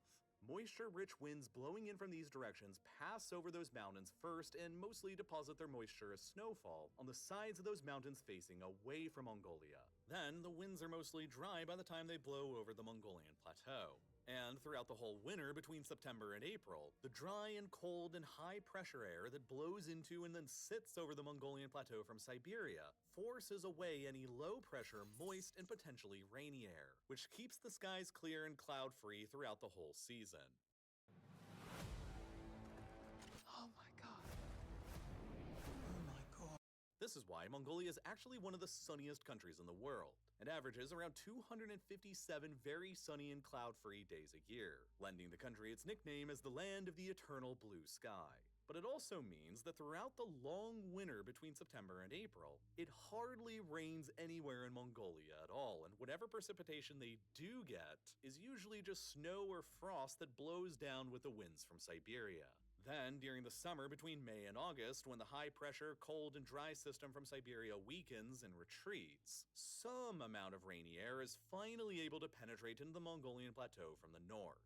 This is why rainfall levels in northern Mongolia are, on average, much higher than in southern Mongolia. But it's important to understand that nearly all of northern Mongolia's rainfall just comes over a few months when the Siberian high-pressure system is at its weakest, between June and August. Outside of the summer months, northern Mongolia receives hardly any rain at all and is basically just as arid as the rest of the country. And then, even during the summer months, rainfall is often unpredictable and difficult to count on. This effect has also contributed to the existence of the vast Gobi Desert across the southeast of the Mongolian Plateau, the 6th largest desert in the world, which is extremely cold and arid, and where parts of it will receive no rainfall at all for years at a time. Overall, Mongolia has a very cold, dry, and windy climate. The southernmost third of the country is mostly a cold, arid desert, while the rest is mostly cold, arid steppe covered in seemingly endless grasslands with limited forest coverage in the north. Because of all these factors, only about 0.4% of Mongolia's vast amount of land is even considered arable and suitable for crop cultivation and agriculture. Excluding tiny Pacific Island states and city-states, there were only 3 other countries in the world who have a lower percentage of arable land than Mongolia does: Djibouti, Iceland, and Oman. This also means that despite being the 18th largest country in the world by overall amount of land, Mongolia also has less available arable land than Albania has got, a country that is more than 54 times smaller in overall area.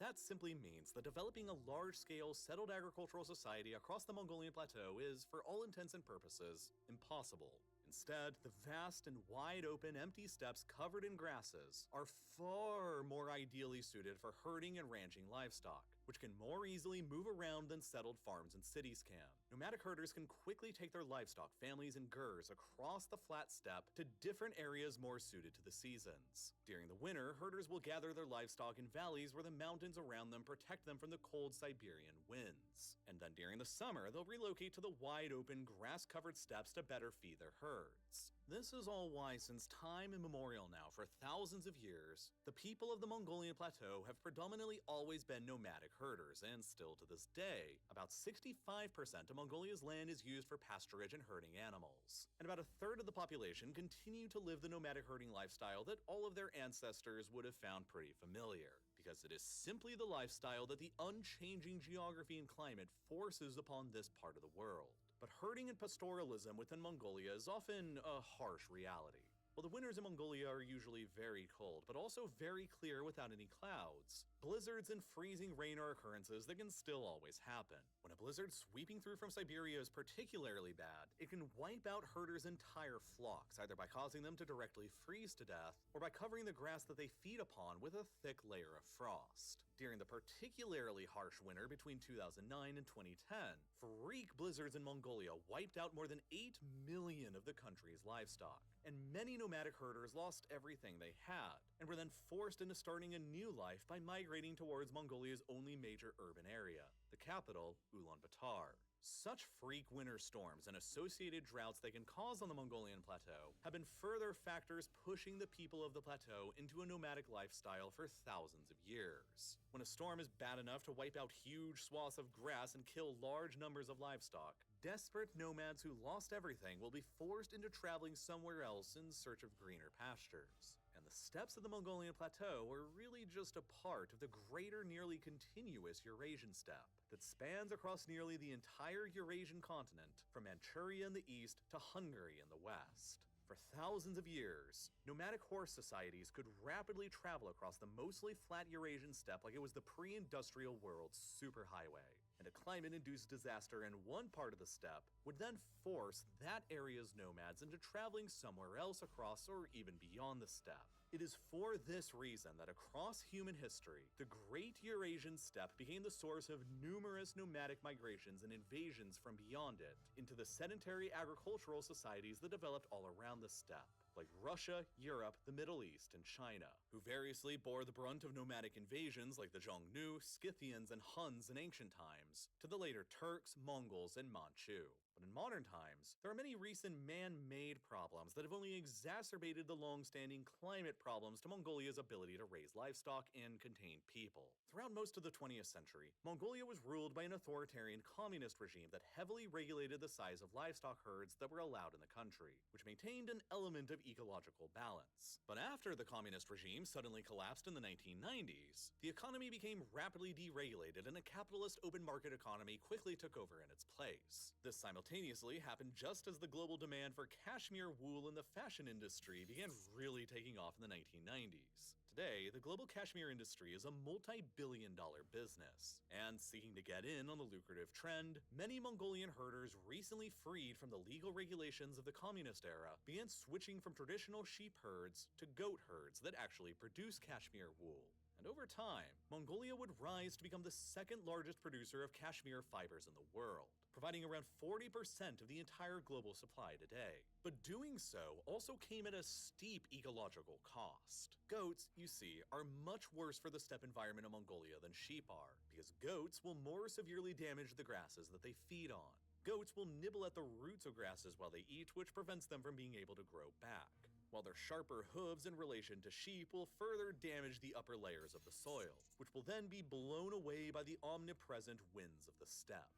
This phenomenon is leading to overall greater instances of dust storms, air pollution, and droughts across the country, which is making herding even more challenging than it was before. This, combined with the effects of global climate change, mean that the inhospitable Gobi Desert is steadily expanding northwards deeper into Mongolia at a rate of about 6 to 7 kilometers a year, and is thus steadily decreasing the amount of land in the country that is available to the nomadic herders. And extreme weather events in the country are growing more common too. Up to the year 2000, there were around 20 extreme weather events like droughts, blizzards, and extreme temperatures that could be expected to take place in Mongolia every year. But since 2000, that number has roughly doubled to an average of more like 40 extreme weather events that can be expected per year. As time goes on in Mongolia, more and more of these extreme weather events in the growing Gobi Desert are forcing ever more of the nomadic herders of the countryside into becoming displaced. Historically, this kind of event would have likely triggered a mass nomadic migration out of the Mongolian plateau that could have taken the form of an unstoppable horse invasion like under Genghis Khan.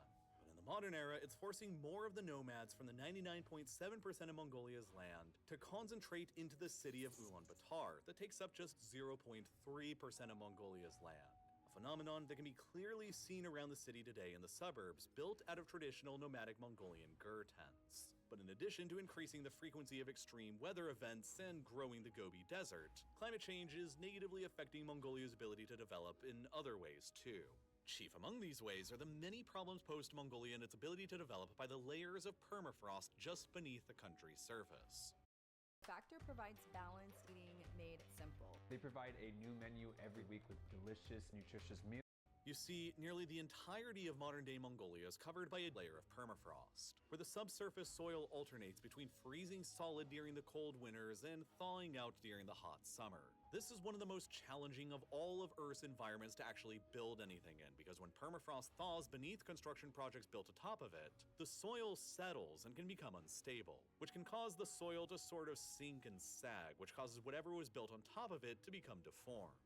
Building foundations can sink, apartment building walls can crumble, paved roads and airplane runways can develop cracks and become wavy and warped. Pipelines can burst and break apart, all as the soil beneath them thaws and crumples. And troublingly, Mongolia has been appearing to be growing even warmer than the global average. Since 1940, the average annual temperature in the country has increased by at least 1.8 degrees Celsius, which has not only increased the country's already stark aridity, but also further increased the rate of its omnipresent permafrost thawing. This means that without constant and expensive maintenance, the rate of damage that Mongolia's highways, railroads, pipelines, airports, apartment buildings, and other set-in-place infrastructure will suffer from the thawing permafrost is going to increase even further, which just further limits Mongolia's ability to develop itself and house large numbers of people in more urban environments outside of the capital. And then there are multiple exacerbating historical factors stretching back well into the past that have even further negatively impacted Mongolia's modern population. In the early 13th century, Genghis Khan united the Mongol tribes, and for generations afterwards, the Mongols and their horses thundered all across and around the Eurasian steppe, conquering everything in their wake. And in so doing, they carved out the largest contiguous land empire ever seen in human history, spanning at its zenith from China and Korea in the east to Iran in the south and to much of Russia, Ukraine, and Poland in the west. But over time from this apex, the empire quickly began steadily splintering into different sections as infighting between the Mongols themselves began to take hold. The Mongol Yuan dynasty would continue ruling over China for nearly another century until 1368, when they were subsequently overthrown by the Han-led Ming dynasty. The Mongols who once ruled China then retreated back towards the Mongolian plateau of their ancestors and formed a rump state known as the Northern Yuan, which largely spanned over the modern-day country of Mongolia, Inner Mongolia that's a part of China today, and parts of southern Siberia that now belong to Russia. By the early 17th century, the Mongol Golden Horde that had ruled over Russia and the Ilkhanate that had ruled over Iran Yuan had each long since collapsed, and the Manchu tribes of Manchuria were beginning to consolidate their control over present-day Inner Mongolia from the Northern Yuan. By 1644, the Northern Yuan had splintered into various different independent khanates. The Russian Empire was expanding across Siberia, and the Manchu launched a full-scale invasion of the Ming Dynasty and overthrew them, subsequently leading to the establishment of the Manchu-led Qing Dynasty. From there, the Qing initiated a series of further invasions and conquests into what they called Outer Mongolia in 1687, Tibet in 1723, and into modern-day Xinjiang by 1755.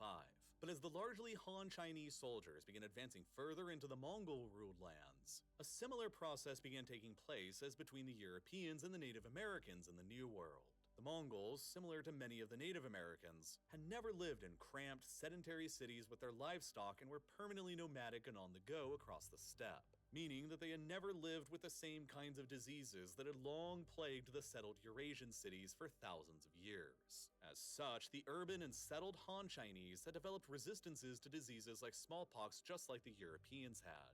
And so, when the Han Chinese marched deeper into the Mongolian plateau in the later 17th century, they brought smallpox with them that devastated the local nomadic Mongolian populations who lacked any immunities to it, in much the same way that the Europeans brought smallpox to the New World, that devastated the Native American populations. Due to the combination of smallpox, military violence, and deliberate genocide ordered by the Qing Emperor himself in 1755, the Qing dynasty's conquest of the Zhongar Mongols in the 1750s resulted in an estimated 50 to 80% of the Zhongar Mongol population getting completely wiped out, or somewhere between 500,000 and 800,000 people.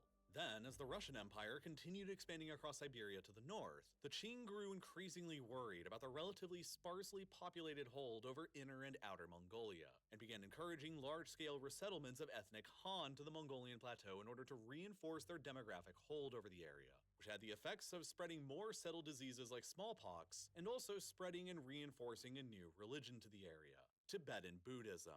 Over a process that lasted for centuries, Tibetan Buddhism began establishing itself as the dominant power on the Mongolian plateau, and largely replaced the secular authority of the previous Khans. The Tibetan Buddhist Church eventually came into possession of an estimated 20% of Mongolia's entire wealth. And on the harsh Mongolian steppes where land was largely worthless, it was livestock, horses, and people who were considered to be far more valuable. Many of Mongolia's nomadic herders began dedicating their sons and their families to the various Buddhist monasteries, either out of personal religious conviction or in order to gain the favor of the preeminent legal and economic power of the steppe. By the early 20th century, there were hundreds of Tibetan Buddhist monasteries all across Mongolia, and an estimated 1 in 3 of all the men in the country were dedicated Buddhist monks who had sworn themselves to a life of celibacy, forsaking wives and children. That essentially meant that 1 in 3 men in the country had removed themselves from the dating and reproductive pool, placing even further constraints on the ability of the population to grow. Then, in late 1911, a revolution within the Qing dynasty led to the empire's collapse and the establishment of the Republic of China, or ROC. The Tibetan Buddhist church and clergy in Mongolia seized on the opportunity that the chaos provided by declaring the independence of Outer Mongolia as simply Mongolia, which for the next few years would be a theocratic Buddhist state. The Republic of China, insisting that it was the successor to the Qing dynasty, refused to recognize Outer Mongolia's independence, but was sort of forced into accepting it anyway, because by the 1920s, the Soviet Union to the north was getting established, and the Soviet Red Army was intervening in Mongolia to keep it independent. The Mongolian communists ended up seizing power in 1924, and Mongolia was then transformed into essentially being a communist satellite state of the Soviet Union, out of reach from the Republic of China being able to ever reclaim it. And the new atheist and communist People's Republic of Mongolia set about destroying the feudal Buddhist theocracy that had ruled the country just before it. By the 1940s, virtually every Buddhist monk in the country had either been killed by the communists or had apostatized from their faith. Only one monastery in the whole country was allowed to remain open in the capital, and only 100 monks were allowed to maintain it throughout the rest of the communist era into 1990. The birth rate steadily increased in the country and peaked during the 1970s, when the average Mongolian woman was having 7.3 children. But after the Soviet Union began disintegrating in 1990 and the communist regime in Mongolia that the Soviet Union supported subsequently collapsed, Mongolia underwent a similar economic and demographic shock as nearly every other post-Soviet state experienced, and the birth rate plummeted. By 2000, the average Mongolian woman was having 2.1 children, rather than just 7.3 30 years previously. And the rate of 2.1 children per woman has remained more or less consistent ever since. Mongolia's low population and empty countryside has made it a susceptible target to its two significantly larger neighbors for hundreds of years now. Today, in the 2020s, Mongolia remains a very big but very empty country wedged in between Russia and China, who have each spent much of the past several centuries taking their turns at controlling it. Ever since the Qing Empire's conquest of Outer Mongolia at the end of the 17th century, Mongolia has basically only been truly independent for very brief periods of time. The Qing directly ruled over what they called Outer Mongolia for more than 200 years, and then Mongolia only existed as a truly independent state from 1911 until 1924, when it then became a satellite state of the Soviet Union, which then lasted all the way up until 1990. And it's only been since then, just a bit more than 30 years ago, that Mongolia has enjoyed its longest span of true independence in more than 3 centuries. Had Mongolia never became a satellite state of the Soviets in the 1920s, it's highly likely that the People's Republic of China would have invaded it and absorbed it into their communist regime instead, as they did with Tibet between 1950 and 1951. The People's Republic of China only recognized Outer Mongolia's independence as Mongolia in 1949, as their victory on the mainland during the Chinese Civil War became imminent. And they really only did so to appease the Soviets, who wanted to maintain Mongolia as their satellite state. The Republic of China, meanwhile, after retreating from the Chinese mainland to Taiwan, never actually recognized Outer Mongolia's independence until all the way up to 2002. Meanwhile, Inner Mongolia was never able to achieve the same kind of independence as Outer Mongolia did, and it has remained a core territory of various Chinese states ever since the Manchu and the Qing first began taking control of it in the early 1600s. Today, Inner Mongolia is an autonomous region of the People's Republic of China, and there are actually more ethnic Mongols who live within Inner Mongolia than in the actual independent state of Mongolia. About 5 million in Inner Mongolia compared to the Mongolian state's 3.3 million. Despite this, however, the 5 million ethnic Mongols of Inner Mongolia are a minority in their own region, because due to centuries of Han Chinese colonialism and settling on the Mongolian plateau from other parts of China, the Han make up about 79% of Inner Mongolia's population today, compared to the Mongols themselves at only 17%. Today, the former Outer Mongolia and present independent state of Mongolia remains a very small nation of only 3.3 million people, wedged in between the giants of Russia, with 146 million people, and China, with more than 1.4 billion people, in a situation that has often been referred to as sharing a den with a bear and a dragon. And then, to make matters even worse from Mongolia's perspective, they remain extremely reliant on both the bear and the dragon to survive. 98% of Mongolia's oil and gasoline resources are all simply imported from Russia, while 90% of Mongolia's exports by value are all sent south to China. The overwhelming majority of all of Mongolia's raw cashmere wool and their raw mineral resources like coal, copper, iron, and gold all get delivered to China for further processing in Chinese factories, meaning that Mongolia is overwhelmingly dependent on Russia for their energy needs and overwhelmingly dependent on China for their primary export market.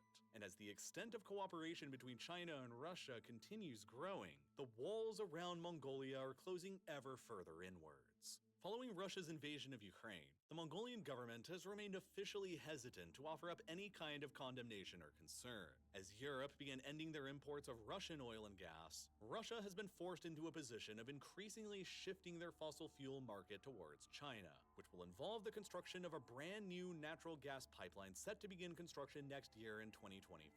The Power of Siberia 2. Once completed, it will for the first time directly connect the energy-hungry Chinese economy with Russia's enormous natural gas fields in the Yamal Peninsula that were previously fueling the European Union. And the most direct path for this new pipeline to take will travel from the Yamal Peninsula across Siberia and across Mongolia towards China's huge urban cities of the North China Plain. Mongolia really had no other choice but to accept that the new pipeline would travel over hundreds of kilometers of their mostly empty territory. It will ultimately help Russia acquire more revenues in the face of severe Western financial sanctions, while providing China with a more direct land route for their energy needs, giving the Chinese Communist Party more flexibility when dealing with their ultimate foreign policy objective of establishing firm control over Taiwan. You see, the primary issue that the People's Republic of China is concerned about is that if they were to launch an invasion of Taiwan, the United States Navy may intervene against them and decide to blockade the narrow Malacca Strait, through which the People's Republic currently imports some 70% of their petroleum and liquefied natural gas supply, primarily from the oil and gas-rich states of the Persian Gulf. Right now, a successful American naval blockade of Malacca would cripple the Chinese economy and their ability to wage war. But the more that China can reduce their dependence on maritime energy imports through this strait, by opening up more land-based energy imports like the pipelines being built directly from Russia to China through Mongolia, the better China will be able to endure a hypothetical American naval blockade, and the better the People's Liberation Army and Navy will be able to perform during an attack on Taiwan. As Russia grows increasingly authoritarian with overt military aggression in Europe, and as China remains very authoritarian itself, with a potential attack on Taiwan looming, for how much longer can Mongolia truly be said to have a completely independent foreign policy from both of them? If they refuse to allow pipelines to be built across their territory from Russia towards China, and refuse to build more railroads exporting their own mineral resources to China, then what would likely happen to them after seeing that the Russians have had no qualms with invading Georgia and Ukraine, and propping up a separatist movement in Moldova, and intervening in Syria? And after knowing that the People's Republic of China likes to see itself as the natural successor state to the former Qing Empire, and then Mongolia used to be known as Outer Mongolia, and was directly ruled by the Qing for centuries, and for decades longer than even Tibet and Xinjiang were, which the People's Republic had no problem incorporating into their state long ago, since they didn't have any protections from the Soviets. Were Mongolia to refuse all cooperation with China and Russia, it is likely that Mongolia's 3.3 million people and its vast, empty lands would simply be taken over by force once again, just as they were more than 300 years ago. That is why, effectively, Mongolia has no other choice but to tread very lightly in the years ahead, as they continue balancing between the bear to their north and the dragon to their south. Researching this video and sifting through the data in front of me was a fascinating experience. And if you're anything like me, you're probably also just as curious about why our planet in reality works the way that it does. But the world is a pretty complicated and sometimes difficult to understand place. We live in a world that is driven by data, and so having the skills to analyze large amounts of data is more important now than ever before. Math and science serve as the primary tools in helping us understand our complicated data-driven reality. But for myself, and perhaps you as well, math and science are each subjects that have never come easy and may even seem impossible to truly grasp at times. Without a personal teacher to help explain things and walk me through the problems in front of me, almost everything that was any more complicated than basic math was just going right over my head. I've always struggled with learning math and science concepts, and I simply never knew what I didn't already know, which makes asking the right questions online a difficult task. But then I went through today's sponsor Brilliant's introductory course on data analysis fundamentals, which took me through from the very basics I understood, tested my understanding along the way, and explained to me the correct answers in detail anytime I got something wrong. One of the most difficult parts about learning anything new is simply knowing what the right questions are to ask. But Brilliant removes this barrier for you with curated and guided courses that are designed to steadily level up your knowledge base. It's the best way to learn math and science interactively, and you can take the course I did on data analysis fundamentals.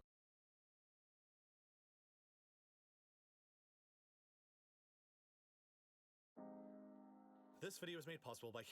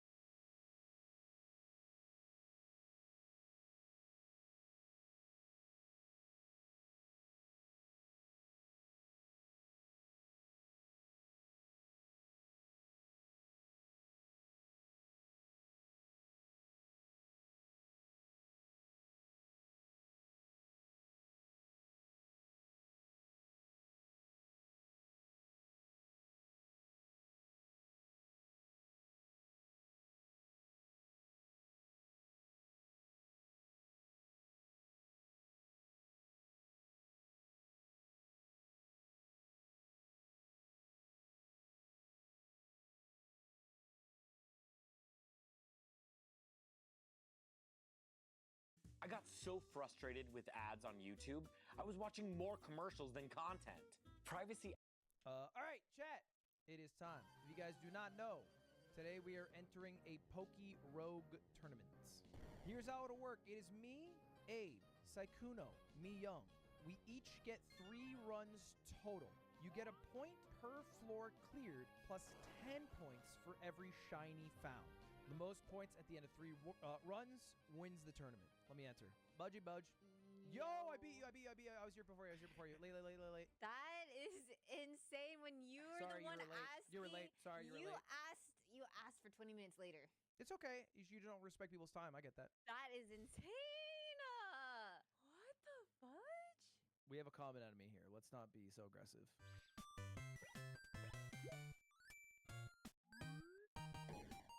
Guys, this is not going well. I haven't been able to get past 20. Bro, that's embarrassing. 20's embarrassing. What does that mean? I've never played. Oh, I'm gonna dust you guys. We should put money on this. No. I just said Sorry, I never guess- no, played. stupid. I shouldn't give my ideas out. It's dumb. Thank you. Honestly, self-awareness is Something some people lack. Wait, Lud, I heard that it took you like 2 days to beat it though. Isn't that kind of a long time? I know. It's actually a really short amount of time. It only took me 14 hours. That's really impressive. 14? Wait, someone said 16 in my chat earlier. And that's the thing. Can't trust the left anymore. They're Yo, making what up up, numbers. guys? Saikuno! Oh, what were we talking about? The left. How are you doing? Pretty good. I don't know anything about this thing we're doing, but like I'm ready to do it. So basically, it is a $500 Pokemon tournament. No one here has played the game. We're all jumping into PokeRogue.net. So the game works with arrow keys Z and X. So PokeRogue is a rogue-lite Pokemon game where you do battle after battle after battle. And the goal is to go to the 200th floor and eventually beat the boss. Now, every time you finish a battle, you have an opportunity, like you have a shop. You can heal, you get a free item from the shop. Also has like a lot of luck-based things, so you can get pretty good runs like that. You can also catch any Pokemon you want along the way. However, you can only use 6. You only get 6. Basically, there are 2 types of things you'll run into. One is wild Pokemon, which you can catch, run from, or kill. The other thing is trainers. And the trainers, and specifically like some gym leaders, who usually pop around like level 5 and 10 of each floor, will give you a like lottery ticket, and the lottery ticket you should use instantly because there's a gacha game with eggs. And when you hatch eggs, you can get a shiny Pokemon. You can also run into a shiny Pokemon randomly and catch it. Now, I will say the only other thing, every day there are select Pokemon which are considered like special. They have Pokerus. Did I choose? Today, I didn't 2 of the choose. starters have Pokerus, which means they get better a lot faster. So it is Quaxley from Gen 9 and Torchic from Gen 3. I would recommend playing with those 2. Like start with one of those? Yeah, the purple box. You can start with 3 Pokemon, actually. Oh my god, Mew. Mew is purple. Mew's purple, but you don't have them unlocked yet. Yeah. Once you've selected 3, you can go down to start, and then we're in. All right, well, I'm ready to start.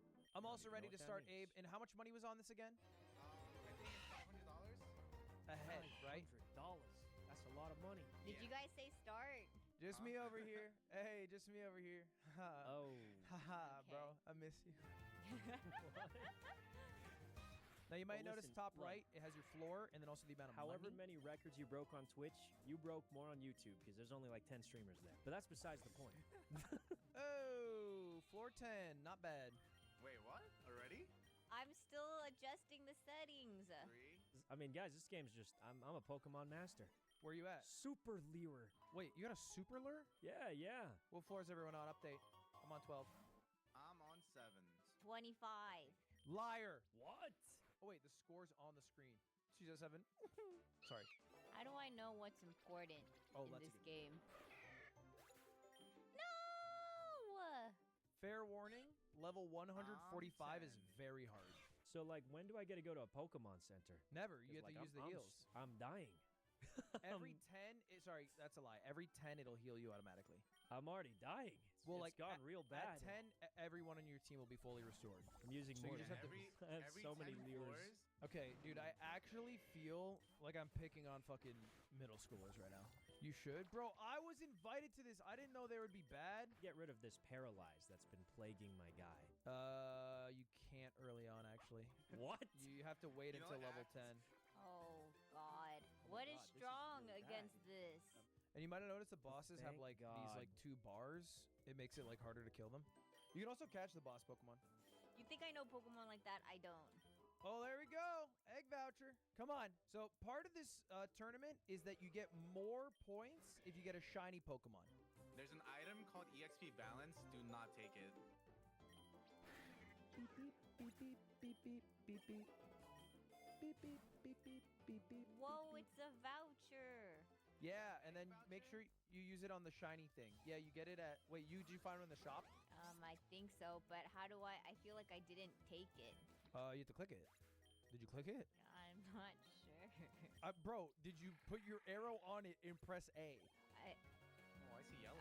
I don't know. Why are you yelling, bro? What do you mean? Why you don't are know? you yelling? How do you not know? Wait, I'm losing. I'm losing it. Right there with Guys, I'm actually about to lose. You can always run if it's not a trainer. Sometimes you just. I am running. escape I need battle. this Pikachu for Dynamax You just- Pikachu. you- I got you it. just go to the next floor. Huge. I feel like I got a revive. Beat though. 20.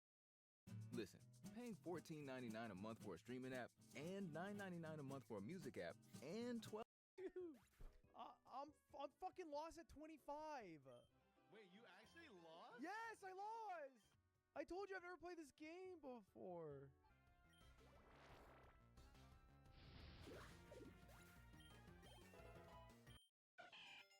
Whoa! It's evolving. Let's go. Wow, so cute. This Farfetch is one-shotting every single thing I have. I don't know what. Is it a Farfetch or a Surfetch? Just a Farfetch. It just one-tapped every single. I just lost. To a Farfetched? Yeah, I don't know what happened. That's it. The little bird. I just lost. That was it. What level did you lose at? I think 20. Nothing embarrassing about losing in the 20s. I want you to know that. Well, how far did you guys I'm make it? I'm about to wipe exactly where Ludwig wiped. It was hard, man. Wait, did you die to Ivy? I died to whatever the grass one was, or no, the blue guy, the Quaxly. Wait, Miyoung's the only one alive. No. Double kick is better. Oh, she's on 25. So if she loses here, then she'll be the same as Abe and Ludwig. It's fire type against fire type, but Combuskin has fighting, which means if she doesn't switch out, Combuskin's likely going to get smoked, right? Ow! But I'm dying here. I feel like it's just going to be slower and get killed if it doesn't Aqua Jet. Oh my god, yeah, oh, well, there it goes. I think she's about to lose, guys. I think she's about to lose here. Like, this does not look good to me. Whoa! Sorry, I don't know why I scream every time. I don't know. Maybe I'm a bit extra. She fucking beat 25? How did she just... Her Tauros just leveled up like 50 times in one... Whoa, whoa! What are you guys... You guys are looking? How dope? That's such a cool Tauros. Fire? Whoa! Why is everyone shocked right now? You got a juiced up Combuskin too? Oh, that's crazy. What the hell is that thing? It's an all-ass Pokemon for I'm sure. gonna change that. Me not knowing anything. I beat this game a bunch, and I thought it would be better if I threw, so I lost on purpose. Wait, I thought first I time. lied. I fucking lied. I'm a liar. Oh, But why'd I you threw, say that but I so threw. aggressively? But I threw. I didn't lose on purpose. I threw. Young literally catching Pokemon for aesthetics and we lost. Oh my god, the XP balance, Miyoung. It's yellow, legendary. Yeah, the XP balance item. That thing is legendary yellow. You're trolling. What do you mean I'm trolling? What? You're Yellow's actually ultra, yellow's ultra. Yeah, that means it's more trying rare. to end me Yellow's right ultra. now. It's more rare. It came out of an Ultra Ball. This is crazy. It's more rare. Bro is still going. Yeah, this is just great. I thought we'd all lose around the same thing, but Miyoung is at like literally double. Of Yeah, me we should and almost start. We yeah, should start maybe next you round. guys- We should start our next Yeah, round. just start the next Should we one. just start the next? Okay. Yeah, we'll just start the next run. Get Okay. ready, by the way, to eat our dust Miyoung, because we are gonna go. My next run's gonna be a big My, one. my bad. My bad. If you thought we were trying on the last one, you are sorely mistaken, right, guys? You were sorely mistaken. 100%. I mean, Miyoung, what floor are you on? 43. I'm on floor 20. Wait, really? Already? Where are you laughing? Good. I lied. I'm on floor 15. Woo! Sorry. But I just got a Pokemon with the win Wow. basically secured now. Blaziken. I lived. No way. Oh wow, they killed Tree. Okay. This is tough. Guys, I know I sound like a broken record, but I forget what's good good against this. How's Miyoung doing? She's on 46. Okay, she's slowing down a bit. C-Dot turns into Shift Tree, kind of mid. Whoa! Why does this look crazy? What is this week 2? I feel like I need a spreadsheet. Why are they so much higher level than me? Like, this is crazy. It's not rip. Chill. This is winnable. Whoa! Are you brave or just ignorant? I don't know. I don't know. Who are you? Thunder Wave. Oh. That's fine, because I use this Pikachu. Since it's paralyzed, its speed is cut in half, which means Electro Ball, which does more damage the bigger the difference in speed is gonna do a bazillion damage. Or it's only gonna do that much. Okay, I thought it would do even more than that, I'll be honest. Wow, we lost. What the... How is Miyoung still on the first try? She's actually on some goat shit. Although, if I remember correctly, the run's relatively easy up until, like, 85, 95 or something. I'm just gonna keep punching. Don't ever stop punching. Punch again. Oh my god, this was the carry I needed. Oh! Oh, I realize that's not a shiny. It's a different Pokemon. Keep it. Look at to get the Miyoung's 10 points, or Pokemon. can I They're get all rid level of 50. Think it's Every enough? single one of her Yeah, Pokemon just are got higher level than the random ones she runs into. Okay, actually, we'll keep it, though. But all of my Pokemon were severely weaker except for the one that I power leveled. What'd you say? I said I'm going to keep my So- shiny. Fuck! Fuck! Fuck! Fuck! Fuck! Fuck! Fuck! Fuck! Why am I getting so Giga Gap by flying? Guys, I lost again on like level 30. I just physically cannot make it past like level 30. It ain't your game. No, they're just always higher level than me. My 3 runs combined is worse than Miyoung's run right now alone. Wait, is Miyoung still on their first run? Yeah. She's on round like 90 or something. What? I don't know how. I I'm told you doing guys I don't that, fuck with her. but- That is crazy. Sorry, I meant to mute up. Yeah. If you first try beat this game, What floor do you have to get to beat it? 200, yeah. There's no way I get to 200. Okay, so Nasty Plot, I believe, doubles your attack. So the first one always pays off. The second one doesn't. It's just so strong. Oh, it's over. Is it just over here? What the? How am I supposed to win? What did I do wrong on this run? How am I supposed to win this game here? Like, I feel like so. I'll probably be fine. Oh, cute. Wait, is Miyoung actually still on their first run? Yeah, dude. She's on like 100 somehow. Be warned, 145 is not to be trifled with. I don't think I'm gonna get there. Are you keeping your Pokemon topped up? I've been, but my best advice is just watch me play. I'm not gonna say I'm a Pokemon master, but I mean I'm decent at Pokemon.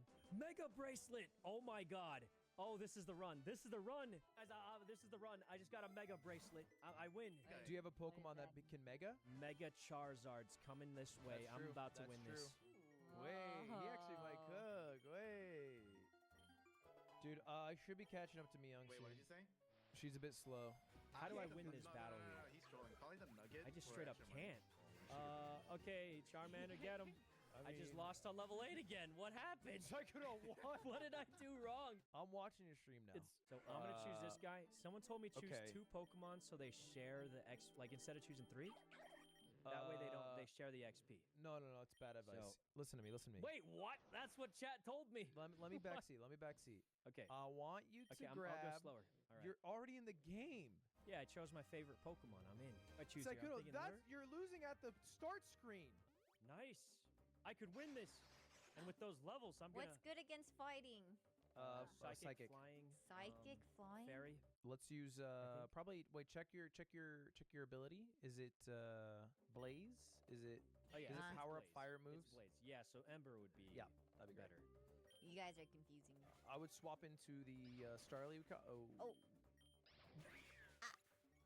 It's killing me. Aerial Ace. Did I just get debated by Three. chat? You got debated. You always start with 3. So you always start with 3. I just got. Unless you pick up like I think this is really gonna good Pokemon. solo me. So the best Pokemon. Can you run from a boss fight? Prage.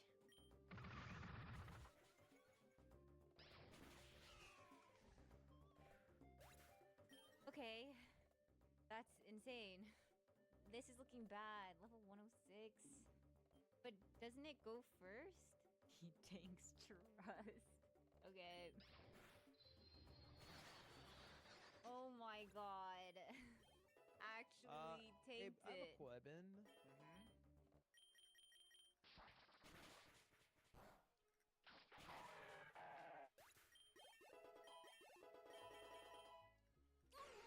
I'm officially on 124, guys. Myung, I need to give you this warning again. Huh? 145 is crazy hard.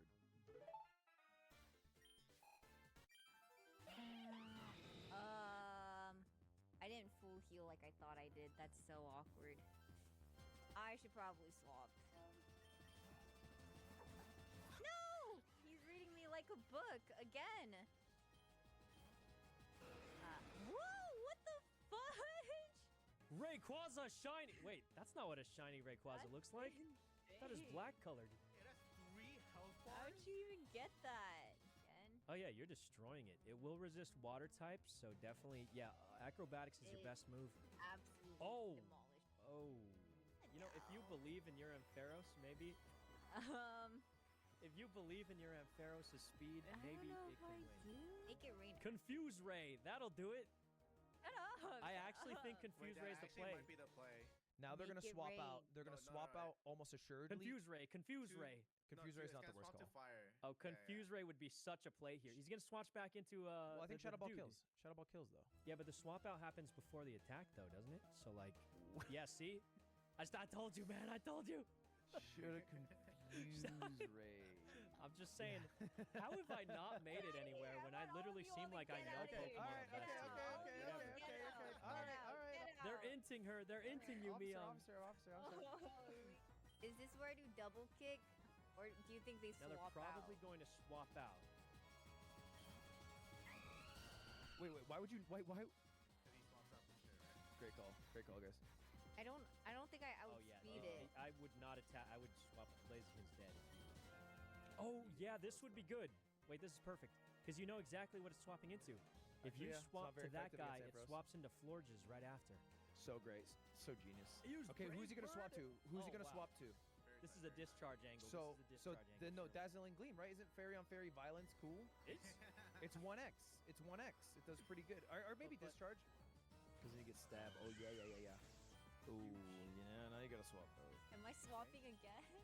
Yeah, you gotta do the whole fucking. You gotta do the. Who am I Wait, back what, to the same guy? gold? I'm gonna be totally. I think Miyoung might be in trouble here. Like, No, she got it. And then make 'Cause it you're make winning the it trades. rain, Yeah, right? you're getting a discharge on the fairy. Or no? And then am I supposed to swap again? What does she have even? What does she even use on you? Black back to Blaziken. Oh, she's Thunderbolt. That was it. Okay, they're gonna swap again. No, who was I it would again? just aerial ace it. You know they're gonna swap to the flying type, sure. Oh yeah, Aerial Ace Flying probably weak kills against- Talonflame. is flying bad against flying? I don't think it matters what move you pick here. I don't think it'll be the make or break. Okay. Yeah, I mean I think it's either a swap or it probably dies. It's Oh. dead. It's dead. Would have gone for quick attack myself, huh? Remember, whoever you switch in, he's gonna switch someone. So if you go Dango, he's gonna switch out instantly into. You could read the switch. Is Meowstic squishy? No, that's not bad. That's not bad. Take that shit. And now Fake what? out. Always a free fake out. Okay, I'm not even memeing. If you had faked that, you would have killed. Like, that's crazy. Your chat is throwing for you. That was such a throw, chat. I don't know. The memeing, if you had faked. Is Meowstic squishy? No, that's not bad. That's not bad. Take that shit. And now Fake what? out. Always a free fake out. Okay, I'm not even memeing. If you. That was such a throw, chat. I don't know. The fucking Blissey had 1 HP. Chat, that was embarrassing. W.